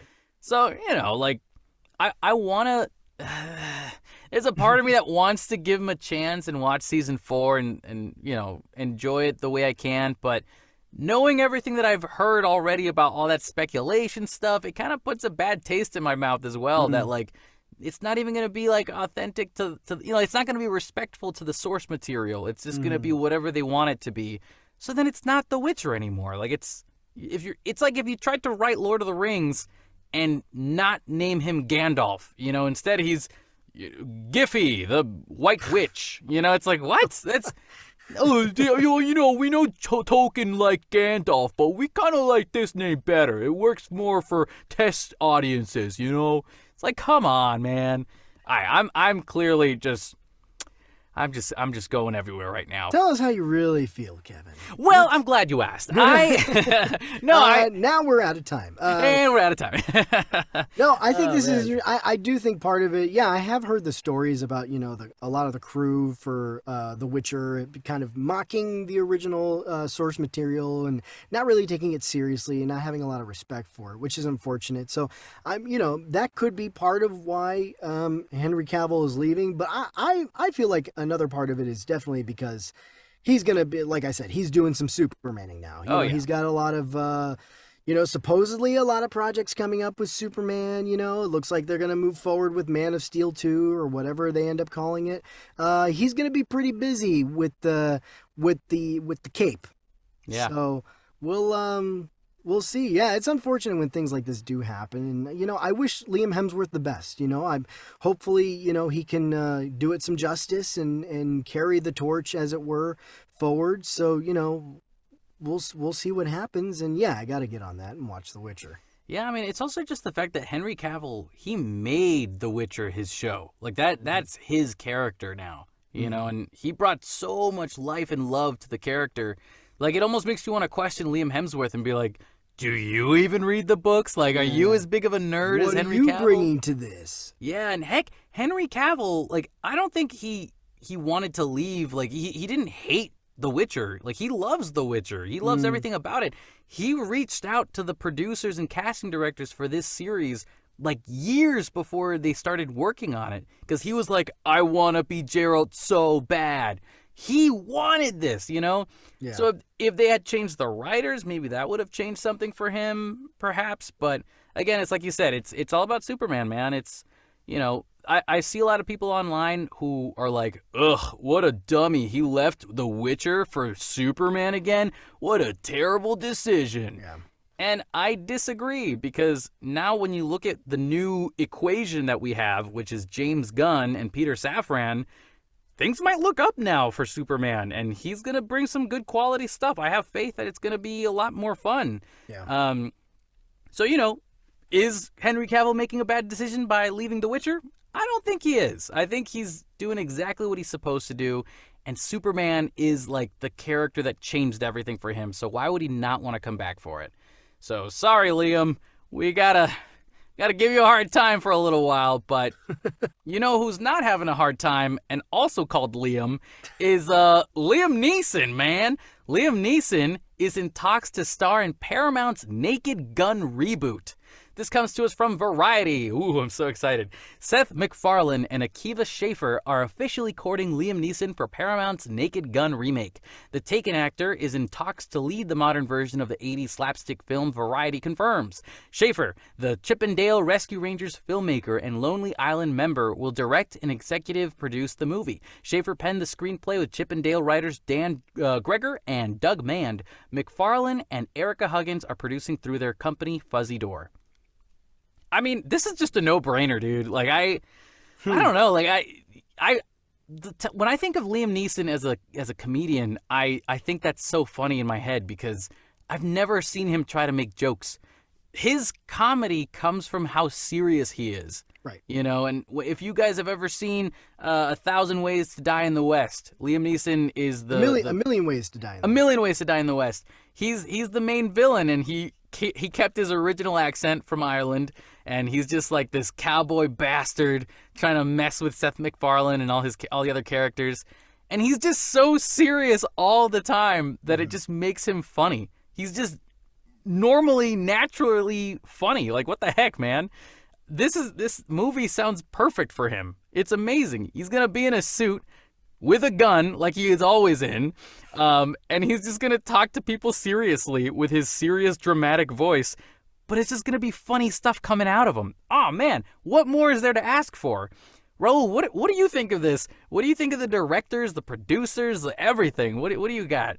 I think this is a good, promising mix of people involved here. And of course, you know, the original Naked Gun films starring the late Leslie Nielsen. Leslie Nielsen was originally a very serious, dramatic actor, you know, and of course he eventually kind of switched over to doing comedies. You know, he was in Airplane, then he did the Naked Gun films and a whole bunch of other comedies after that. And it really works the way that he brings this kind of seriousness. And a lot of what's fun about these movies is that he's serious. He's like the straight man and playing everything so straight, but it's the situations and the absurdity around him that make it, you know, funny. And it just highlights, you know, him being serious highlights the absurdity around him. And I really enjoyed Leslie Nielsen in those films. And I think Liam Neeson is a very good choice for this. I can easily see it right now. I can see him kind of giving his, you know, what you know as Liam Neeson's very serious kind of delivery and stuff, but just ridiculous shit is it's just constantly happening. I think this is a good combination. Seth MacFarlane, that's the one I didn't realize until just now. I guess I had forgotten that Seth MacFarlane was involved. But yes, Akiva Schaffer of the Lonely Island, you know, with with Andy Samberg, that collaboration. Of course, anything that the Lonely Island puts out is very. You can't funny. go wrong with a Lonely Island member. Yeah, I mean, directing something like this. Pop Star, Never Stop, Never Stopping. Oh, so good. Very underrated comedy. I really enjoyed it. I thought it was super funny. I wish more people had actually gone out to see it because that's actually very good. So yeah, Akiva Schaffer, Seth MacFarlane. Of course, Seth MacFarlane does have a history working with Liam Neeson. In A Million Ways to Die in the West, and with Akiva Schaffer. I mean, the Chippendale Rescue Rangers film. That was such a pleasant surprise, and I think a lot of people really enjoyed that film. That movie had no business being as good as it was, but I really enjoyed it. Yeah, it was a fun movie. Hilarious. Hilarious. And what I love about, and I'm really hoping, I know this kind of film died out like in the 2000s with like Vampires Suck and Meet the Spartans and, superhero movie, because it started out with like scary movie and all that stuff, and they just ran that genre into the ground, and the quality just wasn't as good as like the Airplane and The Naked Gun. And that kind of ran that genre into the ground, and you don't see these kinds of films anymore, and I really love that kind of absurdist comedy, of the earlier days. But I feel like this and Naked Gun and Airplane, this was like the heyday of that kind of stuff. And like Top Secret and even, what's the one with Charlie Sheen? Hot Shots. The Hot Shots films are so funny, and they don't make films like that anymore. The closest thing I've seen in recent days was the TV show Angie Tribeca with with Rashida Jones as the lead, and it was that kind of style of comedy, and it didn't last very. It lasted like two or three seasons or something like that. But to me, that was the closest thing in recent days that I'm like, oh yes, this is back to that kind of form of comedy. Anyway, I'm just gushing all about it. No, and I think, dude, keep doing it. I'm hoping this movie takes it back to that roots instead of just like, oh, let's just make fun of the most recent pop culture thing and make jokes about it, like with all, with the more recent ones, Vampires Suck and Date Movie and stuff like that. That's all the jokes were. It was just like, hey, what pop culture reference can we cram in here? Rather than the movies of the heyday with Naked Gun and stuff, just the funny sight gags and the straight delivery by Liam Neeson. I'm just excited about this. I hope they can get it back to form with this formula and give us that kind of comedy again. Sorry, Ken, what were you gonna say? I was just gonna say, like, one of the things that I always notice about movies from back in the heyday is a lot of these movies might not work now, and like by that I mean we might be too sensitive to them now, because there were a lot of movies back then that weren't afraid to push it to make it as offensive as possible. But that's part of the humor, that's part of the humor to it, and you had to have a lot more of a thick skin back in the day to watch these types of comedies. It's actually the reason why a lot of comedy films aren't out as often anymore. Like, we don't get to see that many comedy films. And you're right, the movies from like the early 2000s and like the 2010s in the beginning kind of ruined the comedy genre for us for film, or at least that specific style of comedy. Yeah, but it's like it did kind of push a lot of audiences away from going back to the movies, and it's like, it's not what you want. That's not the goal for comedy films. Yeah. We want people to want to come back to the films and want to come back and watch these movies. And I think, it's nice to see that even the directors and the producers of this movie are people who aren't afraid to kind of push it a little bit. They want you to feel a little uncomfortable so that it gets a giggle out of you. And I'm okay with that. Like, I think it's good to start training us all to get a little bit more thick skin kind of stuff when it comes to this humor. But what's up, Raul? But I do think that when you go to those older movies with Airplane and The Naked Gun and all that stuff, a lot of it wasn't. They weren't trying to go for pushing the boundaries. A lot of the jokes, sure, happened to kind of push boundaries, but you can tell that wasn't the aim. They were just coming up with, really good jokes, and, sometimes it kind of pushed the boundaries and not. But I think where it really kind of went off the rails was with like Scary Movie and everything onward, where that was kind of part of the driving. Oh, how gross can we get? How much can we push the boundary? Oh, how much, fart humor and poop humor and just like all the crass kind of, it was almost like that was the priority, which is kind of like what, they kind of lost sight of what is charming about those older films. It's more about like it's not about, hey, how gross can we get this to make the audience member go, ugh. Instead, it's more about, hey, can we put this gross thing in the story, and does it make sense for the story to have that? That's what makes it funny, because once you apply it, then it's like, oh, like it pushes the story forward. Yeah. It's fun. We can keep going. Right. Like that's true. All the scary movie stuff, it just felt like it was all for shock value, and it's just not the same thing. You know, it's right. Completely different, and we've lost track and sight of that. So here's to hoping, man. Seth MacFarlane, he's gonna produce this. Let's hope he does a good job with this. But everything's always changing. The way comedy changes. We got to keep adapting. But you know what else keeps on changing, Raul? What keeps on changing, Kevin? These goddamn Marvel dates for all these movies, Raul. They keep on changing. Marvel changes release dates for Blade, Fantastic Four, Secret Wars, Deadpool 3, and probably like 17 other projects that they've got in mind for Disney and Marvel. What is the deal?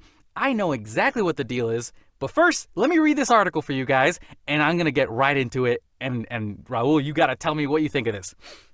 Sure. Okay, here we go. So, Deadline tells us, Blade, the vampire pick starring Mahershala Ali, is currently in search of a new director following Basim Tariq's departure. It is now set to open September 6, 2024, having previously been slated for November 3rd, 2023. Among the changes, the as-yet untitled Deadpool threequel has moved from September 6, 2024 to November 8, 2024, with Fantastic Four bumped from that latter date to February 14th, 2025. Previously set for November 7th, 2025, Avengers Secret Wars, the first of back-to-back movies in the Avengers series, will now debut on May 5th, 2026, as an untitled Marvel pick set for February 14th has been pushed to November 7th, 2025, with another having been removed from the schedule after being set for May 1st, 2026. This is all a domino effect because of Blade. Like, of course, we've talked about this. It's last month we reported on the Basim Tariq leaving. Yeah, they couldn't. I'm trying to find my words here. In the beginning, I did just read here that Blade, they've had to get a new director, and that's the reason why they're pushing it back. We know that's not the case. They're changing the writing. The script needs to change too, and that takes time. That takes so much time. So the fact that they're trying, I guess not to bash Deadline. Deadline's just doing their job. They're reporting it as it's the director. That's the reason why they got to change it. I mean, it's so much more than that. Sorry, go ahead, Raul. Yeah.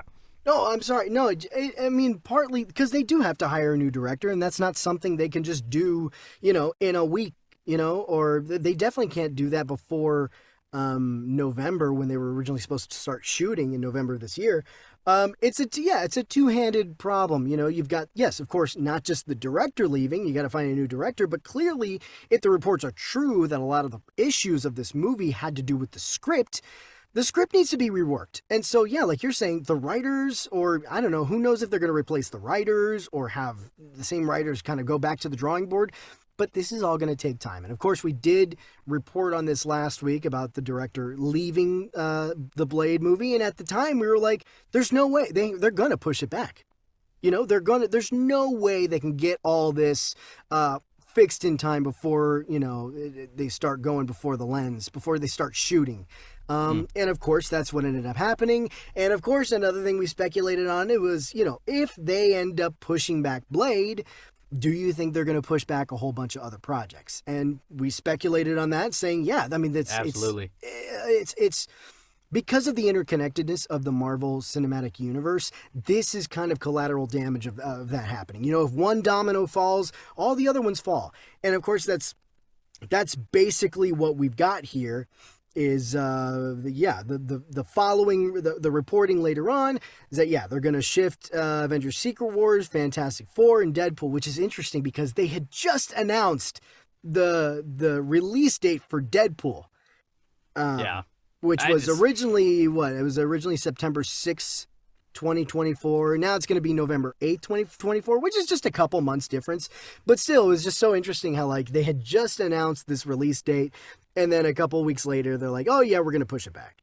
Yeah. So This just speaks to, as much as I enjoy the interconnectedness of the Marvel Cinematic Universe, this is kind of, we're starting to see the results of what can happen if a link in the chain breaks, right? Mm-hmm. And this is one of those things. This is kind of what happens when you rely too much on the interconnectedness of things, is everything is so related. So if one project falls through, you got to push all the other ones, because it's not going to make sense narratively. Mm-hmm. So this is just one of the unfortunate results of that, and it's kind of hard. It's one of those situations where it looks like, well, we've talked about it before. Kevin Feige, he's being spread thin, so this is probably one of the reasons why that he wasn't as hands-on to kind of oversee the quality of things like the script and all that stuff. So, of course, we speculated on it, and it turns out that's the case, and yeah. Dude, I never believe Kevin Feige when he first shows us release dates for anything. Like, at this point, there's precedent for shifting dates, yeah. Yeah, at this point, I think Kevin Feige should just never reveal release dates and just say, coming soon to a theater near you or a Disney Plus screen near you, It's fine if you just give us the names of the movies from now on, Kevin. Like, listen, that's, at this point, when you give us the hype and say, this is coming out next year, and then it doesn't come out next year, then why even hype us up in the first place about it? Also, let me just point out, Blade was supposed to come out a year from right now. Like, it's about to be November right now. If you're listening to this, it's probably Halloween night or Halloween day, or it's November. And it was supposed to come out on November 3rd, 2023. That's insane. That's insane. Like, you could see how much time they have to crunch in just to get this movie done.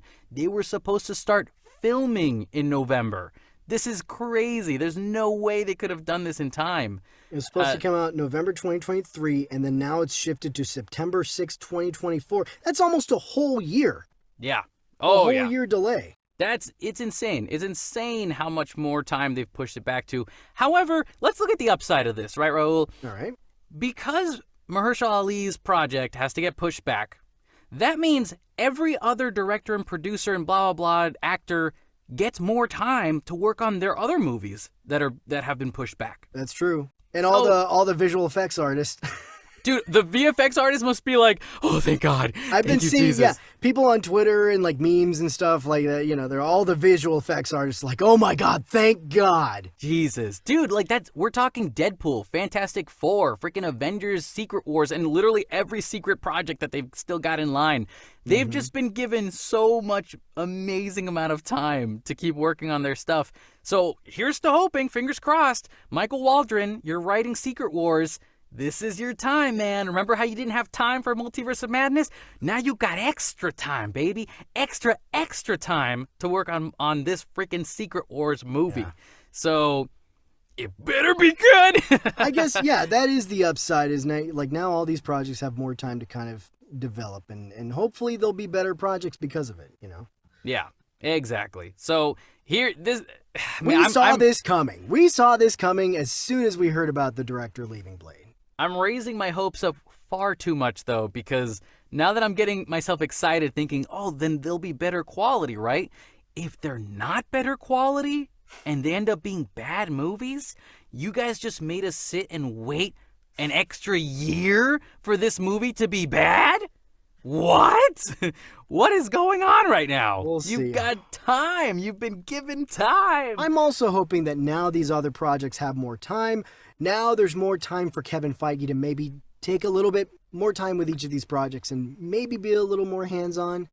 We'll see. Do you think Kevin Feige this year or next year is going to announce that he's got a co-chairman now with him to help him out? I mean, I feel like he should. The thing is, he's got two other people underneath him, Victoria Alonso and, oh my goodness, who's the other guy? Victoria Alonso and Luis D'Esposito, yes. I believe. Yeah. These are kind of his two, right-hand people. So I'm just wondering, where are they in all this? Why are they? Is Kevin Feige delegating to these people? And I will admit, I'm I'm kind of ignorant of how the structure works between Kevin Feige and these two. Is, if Kevin Feige can't be around all the time, where's Louis D'Esposito and Victoria Alonso? Like, how are they managing all this stuff, and where are they in all this? I don't know. It's baffling to me. It's a good point, because also, for all we know, we look at Kevin Feige and we put all the responsibility on him because that's how he's marketed himself, that he's the showrunner of everything. And so when you look at James Gunn and his buddy, like, they're a split working together kind of pair, like they separate the job and they work together. So that's how they're marketing themselves. So yeah, for all we know, there are multiple other people working behind the scenes with these people. But, at the end of the day, you look at Kevin Feige. Where are they? At the end of the day, where are they? And also, Kevin Feige, he is the head. Anything he says goes. Like, there's nobody else that can question him now. He's the guy. Like, he speaks directly to Bob Chapek at Disney and says, this is what we're doing. Okay. Or, I like to assume that's how it is, but really Bob Chapek kind of has more control because he's on top of Kevin Feige. Right. But yeah, I think this is good news and bad news at the same time, but also not shocking news at the same time. We knew as soon as we had heard it. So guys, what do you guys think about all this? Please send us your thoughts at realgeeknews@gmail.com, because we would love to hear your opinions. We could read them on the show for you. And for any of these topics we've discussed. Any of these topics, honestly, because this is the kind of stuff we love talking about this stuff, as you can tell. And if you guys have any thoughts, theories, opinions, like, please let us know, because we will gladly discuss them on our next episode if you guys want us to. Just give us the consent and we will talk about it. But anyways, that's basically our 10 topics of this episode. We move on now to our next topic, section thing. Words are hard today. Our next segment. That's the word I'm looking for. You're welcome. Thank you. Keeping us on track. We've got trailers released this month. So let's look down this list here. We got a new trailer for Wakanda Forever. We got a Wakanda Forever trailer, which makes sense because Wakanda comes out in like less than 15 days at this point. Yep. We got the trailer for Emancipation with Will Smith. We got a Violent Night trailer with David Harbour, who's Santa Claus beating the crap out of some thugs. Yep. That's pretty magical. The Super Mario Bros. Trailer, as we all discussed today. We got the Picard Season 3 final trailer, which, that's a thing too. We got Spirited, which I'm trying to remember. This is the Ryan Reynolds and Will Ferrell movie. Right. That they just announced, which looks pretty cool. We got Creed 3, which I definitely want to talk about. Ant-Man Quantumania trailer dropped today, the other day, around the same time Henry Cavill announced he was Superman. Marvel, we're watching you. Guardians of the Galaxy Holiday Special trailer dropped as well. It was leaked, and then they dropped it because is that what happened? Yeah, and they were like, man, there's nothing else we can do about it. Everybody's seeing it. We might as well drop it and get some views. I did not know that. The magic was going to disappear if they didn't do anything quick enough, so they had to post it and put it out. I see. Which makes sense, it's already out. Might as well just give it to the people, you know. And also, I think it was James Gunn who was like, green light, let's put it out. Like, this is my project. Everybody can see it. I'm listening to the fans, baby. It makes me love James Gunn even more, dude. So, Raul, out of all these trailers, which one of these caught your eye? Which one would you want to talk about?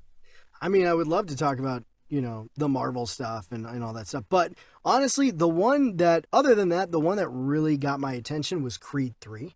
I think this movie looks so good. I mean, the trailer was great. And this is the first Creed movie without Ryan Coogler behind the camera directing. Michael B. Jordan making his directorial debut, which is really interesting. Heck yeah. And of course, we got, as it looks like the main antagonist, we've got Jonathan Majors, who we know is Kang and from Loki and Quantumania coming up. He looks jacked. Yeah, we got to talk about that. He is so jacked. Like, I don't know if he was like this, with Loki and all that. So of course, he was wearing these long robes, so we couldn't really see. But this dude got so jacked for this movie. He looks great. He looks very imposing. And it looks like it's just this story. He's a friend of an old friend of Adonis, and they grew up together. It looks like they had some sort of falling out. It looks like they got in trouble with the law, and basically Adonis kind of left him high and dry, and he got sent to prison for all those years, and now he's out of prison, and he's bitter, and he's got a bone to pick with Adonis, I wasn't sure how to feel about Creed 3 at first, because I thought to myself that, like, Ryan Coogler's not going to be a part of it now. Like, now Michael B. Jordan's directing it himself, so is he a good director? Like, does he know what he's doing? Because I've never seen any of his work before. I think this is his first movie that he's directing. It is. It's his directorial debut. So I'm really curious. It looks really cool, but I'm also really worried because first-time directors, I never know how to feel. Like, I just have to go check them out and hope that they're awesome. Hopefully he's got a little bit of Olivia Wilde skill when it comes to directing. Yeah. Not personality-wise. I was going to say, not all of it, not all aspects of Olivia Wilde. Yeah, definitely not. But also, I will say, when we were first introduced to Kang in the Marvel Cinematic Universe, even as like the Beyond the Wanderer man, his first iteration. Yeah. What's it called? He Who Remains. He Who Remains. When he plays He Who Remains, I thought to myself, like, dang, this is gonna be the guy who plays Kang. Like, he doesn't even look that tough. Which, Kevin, come on, he's an actor. He can change up. And he's supposed to be a different version of Kang. Yeah, he's a different version. And so but to that day, since that day until I saw this trailer, I had never seen anything of him looking like he could be this intimidating, tough guy. Suddenly this trailer drops, and he takes off his shirt, and he looks like his biceps are bigger than my face, and I'm just over here like... Oh my God! Friggin' crazy. All I could think was, man, this man would kill me. He would, if I saw this guy in real life, I'd be very intimidated. And I was intimidated watching him through a screen. Yeah. And so all I could think was perfect. This guy, I don't care if Creed 3 does well or not. I think this man will be doing the job he's supposed to be doing for this movie. It's got my attention. And if he's bringing this to the table for this movie, I can't wait to see what he's going to bring to Secret Wars and Kang Dynasty and Quantumania. Anything he shows up in, it's going to be great. And the Quantumania trailer looks cool too. I mean, he's in that as well, and he looks great in that. Not as tough as he did in Creed 3, but I'm pretty sure once we see more scenes with Kang in that movie, we're gonna see some cool stuff. But also, I want to talk about I do want to talk about Spirited, because I thought Spirited was really cool with Ryan Reynolds and Will Ferrell. To me, it instantly screamed, oh, Will Ferrell, he's having trouble finding jobs, and he finally nailed a lucky one with Ryan Reynolds, because Ryan Reynolds is like, that man's just a click. Like, everybody clicks on him. We all want to see him. So it's nice to see that, the older comedian is working with the newer, up-and-coming, hot stuff comedian, and they're kind of doing their thing together. Not to bash Will Ferrell. He's awesome. But, Will Ferrell has had kind of a rough time recently, kind of finding his footing again with the comedies. I know lately, it's not, long gone are the days of Anchorman and Talladega Nights. I know recently he's had kind of a rough time trying to get back into that whole thing. So, yeah.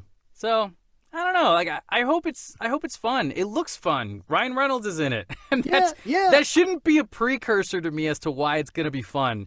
But when you watch the trailer, Ryan Reynolds is so charismatic and fun to watch that I assume it's going to be a fun movie. So, I am curious about... I'm sorry, Kevin. I keep cutting you No, off. that's all I had. That's all good. You're good. What's up? No, I am curious about this pairing because, of course, I do love Will Ferrell and I love Ryan Reynolds, and the trailer looks like it could be good. It looks funny, and the jokes are really good. I'm hoping they haven't put their best jokes all in the trailer. But yeah, it looks like it could. But right now, I'm just like, all right, we'll see. We'll see. It looks like it could be funny. Yeah, pretty much.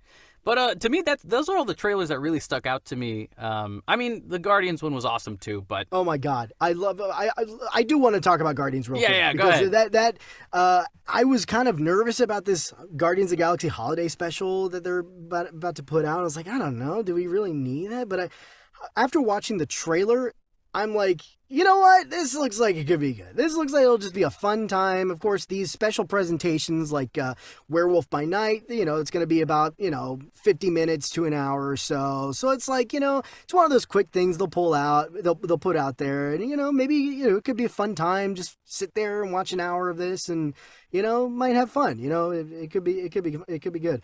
I love the Kevin Bacon stuff, we gotta what can cheer up Star-Lord, and that seems like that's the whole story with this special. Star-Lord's kind of feeling a little bummed. It's like Christmas time. He's feeling a little bummed because Gamora. He's trying to look for Gamora and he misses her and all that stuff. And the other Guardians, the rest of the Guardians want to cheer him up, and so let's go hunt down Kevin Bacon to help cheer up Star-Lord. And they just like break into his house, and there's that scene, what is it, Mantis and Drax kind of burst into his house, and he's like freaking out, and they're like chasing him around. And I love the titles with all the characters like Drax, Quill, Star-Lord, Rocket, and introducing Kevin Bacon. I feel like he's gonna have a much bigger role than we think. Do you think Kevin Bacon's gonna dance with Chris Pratt by the end of the movie of the special? Maybe do some kind of God, what is it? Footloose, some kind of footloose, dance thing. off.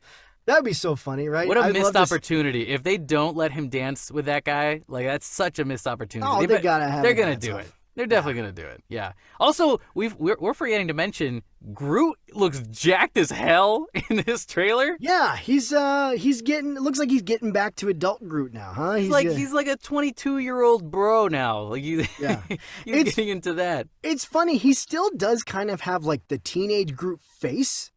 He doesn't quite have the adult Groot face from the very first Guardians. It looks like he's got the teenage Groot face, but like with just like a jacked body. Yeah. Yeah, exactly. He's been lifting a lot of extra trees. He's just trying to do his best to get out of that little kid phase. Yeah.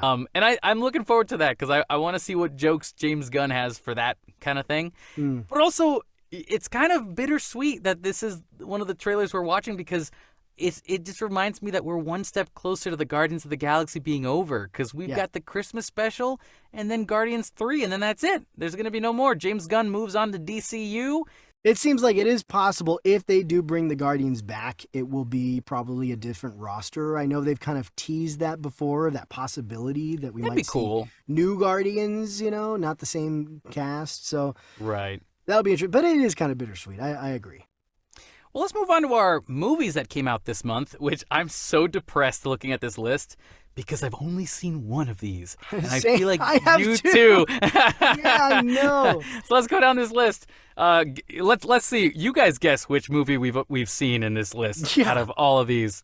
Our first one is Black Adam. Mm-hmm. Then we have Smile. Mm-hmm. Halloween Ends. Ticket to Paradise, 2 Tickets to Paradise, Lyle Crocodile, Amsterdam, Pray for the Devil, and Tar. Tar? I've never That's heard the of one that. with what's her face? Is that Kate Blanchett? Kate Blanchett. That's the one. Yeah. Yes, That's where the she's Kate like Blanchett one. she's the conductor. It's like something John that. Williams or some stuff like that. I just know it's about her being a composer, so I'm like, okay, that's cool. And the poster, I'm not gonna lie, man, the poster for that movie looks so bad, in my opinion, at least, because like to me, like I like to see people's faces when I see a poster, and her poster is just her head is like all the way back because she's so like into this music that you can't even see her face. You just see her chin because she's like looking backwards as if she's like in The Conjuring or something when she's putting her hands out. I'm like, man, I mean, it's Halloween, but like, you're not a scary movie, I don't think. Or maybe she is. I don't know. Maybe I read this wrong. That marketing's got to change if that's the trailers case. I've seen don't seem to indicate this is this is a horror movie at all. Pray for the Devil. I want to say Pray for the Devil is a movie that I haven't seen, and it looks really good. And the only reason I think it looks good is because as a growing up as a Catholic boy, my parents would flip if they saw a movie like this. And I just see my mom going, "Ooh, Dios mío," you know, every time I see a trailer from this movie. Yeah. And I get like goosebumps because I'm like, bro, I feel like if I watch this movie, the devil's gonna just be in my soul. Like maybe that's a good sign though, that it's a good movie, you know, because if it gives you goosebumps, that's probably a good thing. But I'm not watching it. I'm probably not going to watch it. Kevin, you did forget a movie on this list that we also have seen that came out this month. Which one? Hellraiser. Oh, crap. That's right. Hellraiser. We did watch Hellraiser. We did watch Hellraiser. And that was a very, very good movie. Yeah. And of course, you guys know our feelings on Black Adam. If you listen to our episode. Yeah, let's go. Since we brought up Hellraiser, what were your thoughts? Let's give our quick thoughts on Hellraiser. Well, I hadn't seen the original Hellraiser. You still haven't? So I still haven't seen the original Hellraiser. Ah, damn it. Kevin. But when we saw this one, there was a lot of lore that they were kind of introducing us to that you told me about. Mm-hmm. And I'm like, okay, cool. I didn't know anything about it to begin with, so that's cool. At least now it'll be more exciting when I watch the original Hellraiser because now I'll know what the lore is about. Well, they've definitely expanded on the lore with the new Hellraiser. It used to be a little more kind of... I don't know, not as much going on, but I do appreciate with this movie, they've kind of expanded on it and kind of added different layers to the Hellraiser lore since the originals. Well, also, out of those two movies that we've seen, do you recommend people go watch Black Adam or Hellraiser or something entirely different? Well, I mean, I think Hellraiser is a better movie than Black Adam. I'm a huge Hellraiser fan too. I love the first one. The first two are really good. Everything else after that for me, I just leave it alone. But this new one, I definitely think is a return to form. It was legitimately scary, and like I said, it expanded on the lore, and it was very interesting. And what I appreciated with this one specifically is that it is an allegory for addiction, specifically drug addiction. And I really do think they did a very good job making those comparisons and things like that. That wasn't too much in your face, you know, and I think it's really fascinating to watch that and understand it on that level. I really appreciated that more. I think also overall, like for all you listeners, go watch our Black Adam review because we do have our Black Adam review episode. But overall, I thought Black Adam was a fun movie. It's no Shakespeare, but if you like R-rated action stuff, you're going to have a good time watching this movie. Like, it's really cool. Is it rated R? I can't remember. I don't think Black Adam is rated R. I think it's PG-13. It felt rated R because of how many crazy things Black Adam would do to soldiers. So just, look out for that if you're going to take your kids to go watch it. That's something to be aware of. Yeah. It is PG-13. It's PG-13. And if you really want to take your kids out to the movies, go watch Lyle Lyle Crocodile because I hear Ed Sheeran sings as a crocodile, and it's Shawn Mendes. Shawn Mendes. Whoops, my bad, Ed Sheeran. My bad, Shawn Mendes. The words are fun. I didn't go see it because I looked at it and I was like, meh. And I think either, I haven't seen Halloween Ends. I've been procrastinating on it. I think either tonight. Not good. I know. I think either tonight, but my wife and I, we watch, Halloween, the original Halloween every year around this time. And, with the new ones coming out, we've watched the original and then we've watched the new ones. And we have to watch this one, but we've been putting it off. So I think either tonight or tomorrow night. Tomorrow night for us is Halloween night. It's All Hallows Eve. So I'm probably... I'm probably on the same boat with I'm on the same boat with Smile because Smile I've heard a lot of good stuff about. I've heard it's good, yeah. Very good movie, and so if you guys want to watch a scary movie, go watch Hellraiser or go watch Smile because those are really good. Yeah. Happy Halloween! Happy Halloween, everybody! Yeah, so that's also I have a buddy of mine who used to be my roommate is working behind the scenes on that movie, so it's that's another reason to go watch it and check it out. Oh, nice. My friend was in it. Nice. He's a part of it. But, moving on from our movies that are coming out already, we've got our Movie of the Month challenge that we do every month. And so a quick segment where we challenge each other to watch a movie we haven't seen yet. This episode's Movies of the Month were Evil Dead 1 and 2, because I gave myself the responsibility of watching both. And Raul's movie was The 13 Ghosts, which Raul has a lot of opinions about. So, Raul, why don't you go first? Tell me what you think about it real quick. Kevin, you sadistic bastard, you. Oh, snap. Yes, so you gave me, my assignment was 13 Ghosts, and I watched it, and boy, is this movie horrible. This movie smells, there's so much cheese. I don't know. Kevin was like, but did you laugh at it? I was like, yeah, I was laughing at it the whole movie because it was so stupid. And he's like, but as long as you laughed and had a good time. I was like, I guess. Define having a good time. This movie is just, I don't know. I've heard a lot of people talk about this movie like, oh yeah, I watched it as a kid and I remember loving it so much. But then I watched it recently as an adult and it's like, it doesn't hold up. This movie makes no sense. This movie it's just kind of...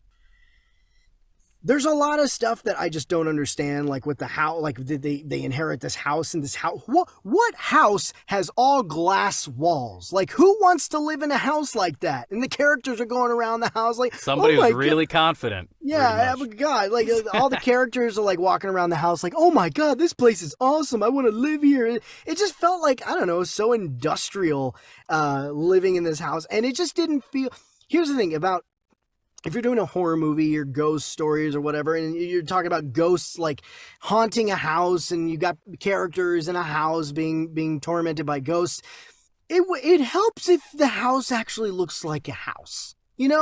Because that's part of the groundedness and making you feel like, oh, that could happen to me or whatever. You know what I mean? Like, you're in your own home. It's a normal home. But this place did not feel like a home. It just felt like this industrial kind of building or whatever. And it kind of it was less scary because of that.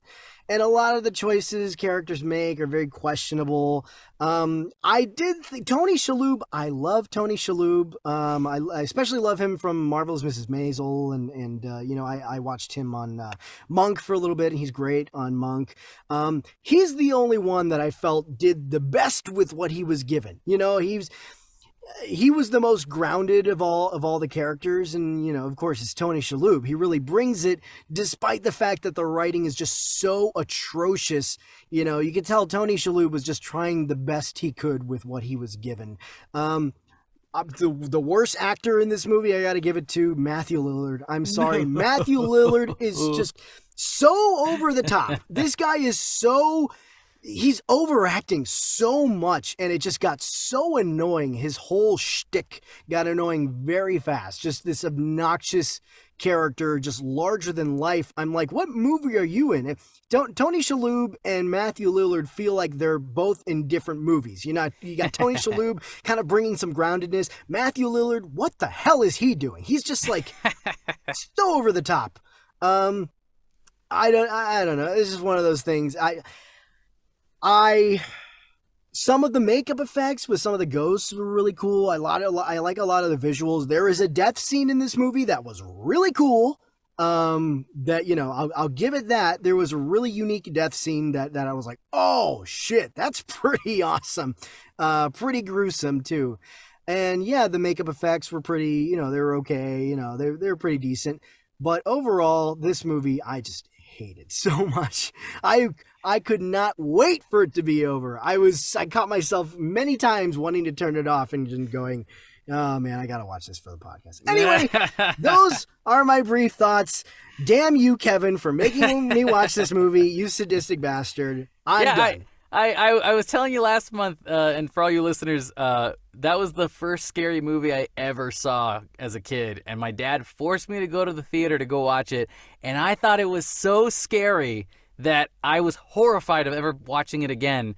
And then I went to college, and I told my buddies about this movie, and I was like, all right, well, if you guys want to watch it, like, it's pretty scary, And then we sat down and we watched it, and I ended up just laughing at how bad it was the whole movie.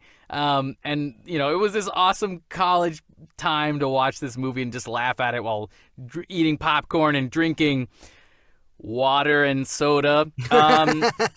And it was fun. It was really, really fun. But I realize now it's probably not as fun when you watch it alone or with, just with your wife, and you're forcing yourself to watch it. You got to be in the right headspace for it, is what I'd say. That's definitely what I'd say. Yeah. Maybe some herbal assistance will probably help with that, I'm sure. Well, It's still Drugs. I do enjoy your rant because I kind of wanted this to happen. All I wanted was to just go and just go, yes, you son of a it bitch. happened. You did it. Well then, my movie was Evil Dead 1 and 2. Originally Evil Dead 2, but because you did mention to me last month that, you should, it is a sequel to the first one, I was like, okay. Kind of. However, yeah, well, so this is what threw me off, right? Because you said kinda, and I was like, well, no, I have to watch it then. I have to watch it because it can't kinda be. It is or it isn't. And I watched it. It isn't a sequel. It is not a sequel to the first movie. Right. It is just a redo of the first movie done better, like you said last month. Okay, better, So yeah. I watched the first one, and God, if I wasn't watching it with my roommate, I probably would have turned it off because I was so not into it. Really? There were moments that were like hilarious to me, and I laughed out loud because of how bad it was. And, there was other parts where I was just like, like there's good moments. Like there's cool moments where like the monsters show up. And I'd seen the original, or not the original, I'd seen the 2013 version of the movie. Right, yeah. And it was like way scarier, like that version of it. So this one, I just laughed at it more because I saw moments that they took from this original film and bumped it up a notch to make it way scarier and way better. And makes me kind of want to watch that version of it now. But that being said, I understood the plot points of the movie. There's a lot of screaming and a lot of crazy blood in the first one. But that is nothing in comparison to the sequel that had even more screaming and even more blood. The second one, you were 100% right. It is like they took this like gross shirt and they ironed it out to make it way more efficient and way better. The only downside I would say about the second movie is that sometimes when the main characters see the monster and they start screaming, they would just hold it out for so long. Like there were moments where I was like, okay, I get it. He's still screaming. Like, go to the next scene already. Does someone die yet or what? Like if the tension in the room isn't like, oh, what's gonna happen next? That's when I would start losing interest because I was like, get on with it. Like, is he going to die or what? Like, come on. Yeah, I guess for me, I found that as being part of the absurdity of... So there's a fine line, though, because there was a lot of really good absurdity with Bruce Campbell's facial expressions and him becoming monster and, just all this cool stuff where, like, people... Like, most of the time, the actors were very caricature, which is, I think, exactly what the movie was supposed to be, which is why it was so awesome. But when you hold it out for too long, there's just like a timer in my brain that goes, like, guys, like, plot point wise, like, you made your point and you made it funny. And when I stopped laughing, that's when I'm like, okay, come on, guys. Are you still doing it? Come on, move to the next thing. And it happened a couple of times throughout that movie. And, again, though, the plot was like sharpened like a razor blade. Like Sam Raimi learned his lesson from that first movie. Yeah. Plus, he was like 19 or 20 or something like that. It was basically a student film, the first one. Yeah. So when he was like, I'm a pro now, this is how we can make the movie better, I was like, okay, cool. That's really cool. And by the time I finished the second movie, I was like, I gotta watch Army of Darkness. I gotta watch that now.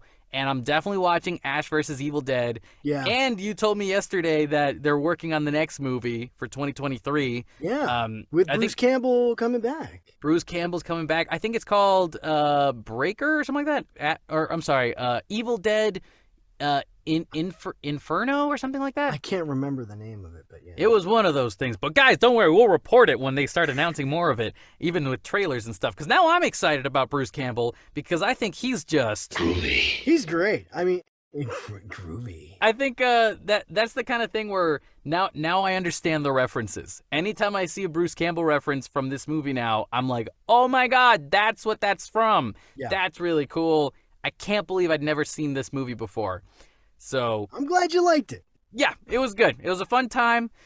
I don't think I'll rewatch the first one anytime soon. You don't need to. Yeah, so Army of Darkness, that's next on my list for sure. Nice. But with that all being said, we do have to give each other our next movies of the month. So Raul, what do you got for me?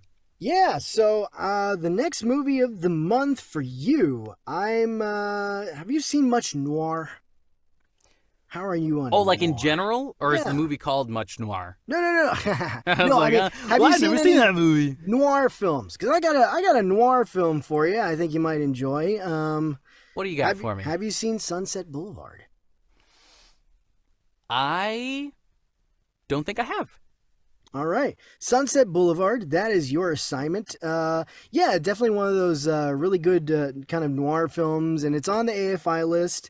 And I really enjoyed it. I think God, man, what's her name? The actress who plays Norma Desmond, Gloria Swanson. Gloria Swanson does an incredible job in this role. William Holden is the main character, and it's you're just following him and his relationship with this kind of washed up actress, and it's just a lot of fun. The music is so good. I really appreciate I believe it's Franz Waxman who does the music for this film. Definitely one of the films in the height of the film noir genre, and I really enjoyed it. So that's your film, Sunset Boulevard, from what is it, 1950. 1950. All right, I have that written down. And for you, I noticed you mentioned that you liked Hellraiser because of the whole metaphor stuff for addiction. So speaking of addiction, you ever heard of a movie called Beautiful Boy? Beautiful Boy. Wait a minute. That's the one with Timothée Chalamet and Steve Carell. I have not seen it, but I remember when that movie came out, there was a lot of Oscar. I remember at the Oscars, there was a lot of buzz about it. I figured I'd have to make up for this Halloween movie I made you watch recently. So I was like, let's give him a really good movie this time around. This is a phenomenal movie. I think you're going to really, really like it. And it's going to stress you out like crazy. Oh, that's wonderful. Thank you. And by the end, you're going to be like, this is phenomenal. Oh, my God. I can't believe I just watched this. This is amazing. And you'll realize why Timothée Chalamet is supposedly going to be the next Daniel Day-Lewis someday. Yeah. Because that man, he is a good actor. I have heard great. Yeah. I enjoyed him in Dune. And what else have I seen him in? I can't remember now. But I thought he did great. I do have my opinions about Timothée Chalamet, but I also think when he goes on screen and he does his thing, he does a very good job as his character. Yeah. So yeah, that's gonna be my movie for you. It's gonna be Beautiful Boy with Steve Carell, Timothée Chalamet. So you guys, we challenge you to watch these movies as well. Beautiful Boy and Sunset Boulevard, and listen to what we have to say about it next month. And also send us an email if you guys want to tell us your own input and tell us what you think of it. So we challenge you to watch them. With that all being said, everybody, we made it to the end! Happy Halloween! Happy Halloween, indeed! Thank you guys so much for listening. You can follow us on Instagram at Real Geek News. You can also follow our separate handles on Twitter and Insta at Kevin A. Rivera VO and Raul Ceballos VO. Hey, if you want to help us boost the quality of our show, too, and help us find more listeners, please go on Apple Podcasts, give us a really good review. We'd love your support, and, any little bit help really helps us, and it really counts. Any little bit of help counts. Heck yeah. Also, want to share your passionate thoughts and opinions about movies? As I've been saying all episode, any movie reviews you'd like us to do, we'll send them to us at realgeeknews@gmail.com. We'll leave all the descriptions below. With that all being said, stay safe, stay classy, and most important of all, stay geeky, my friends. What a day.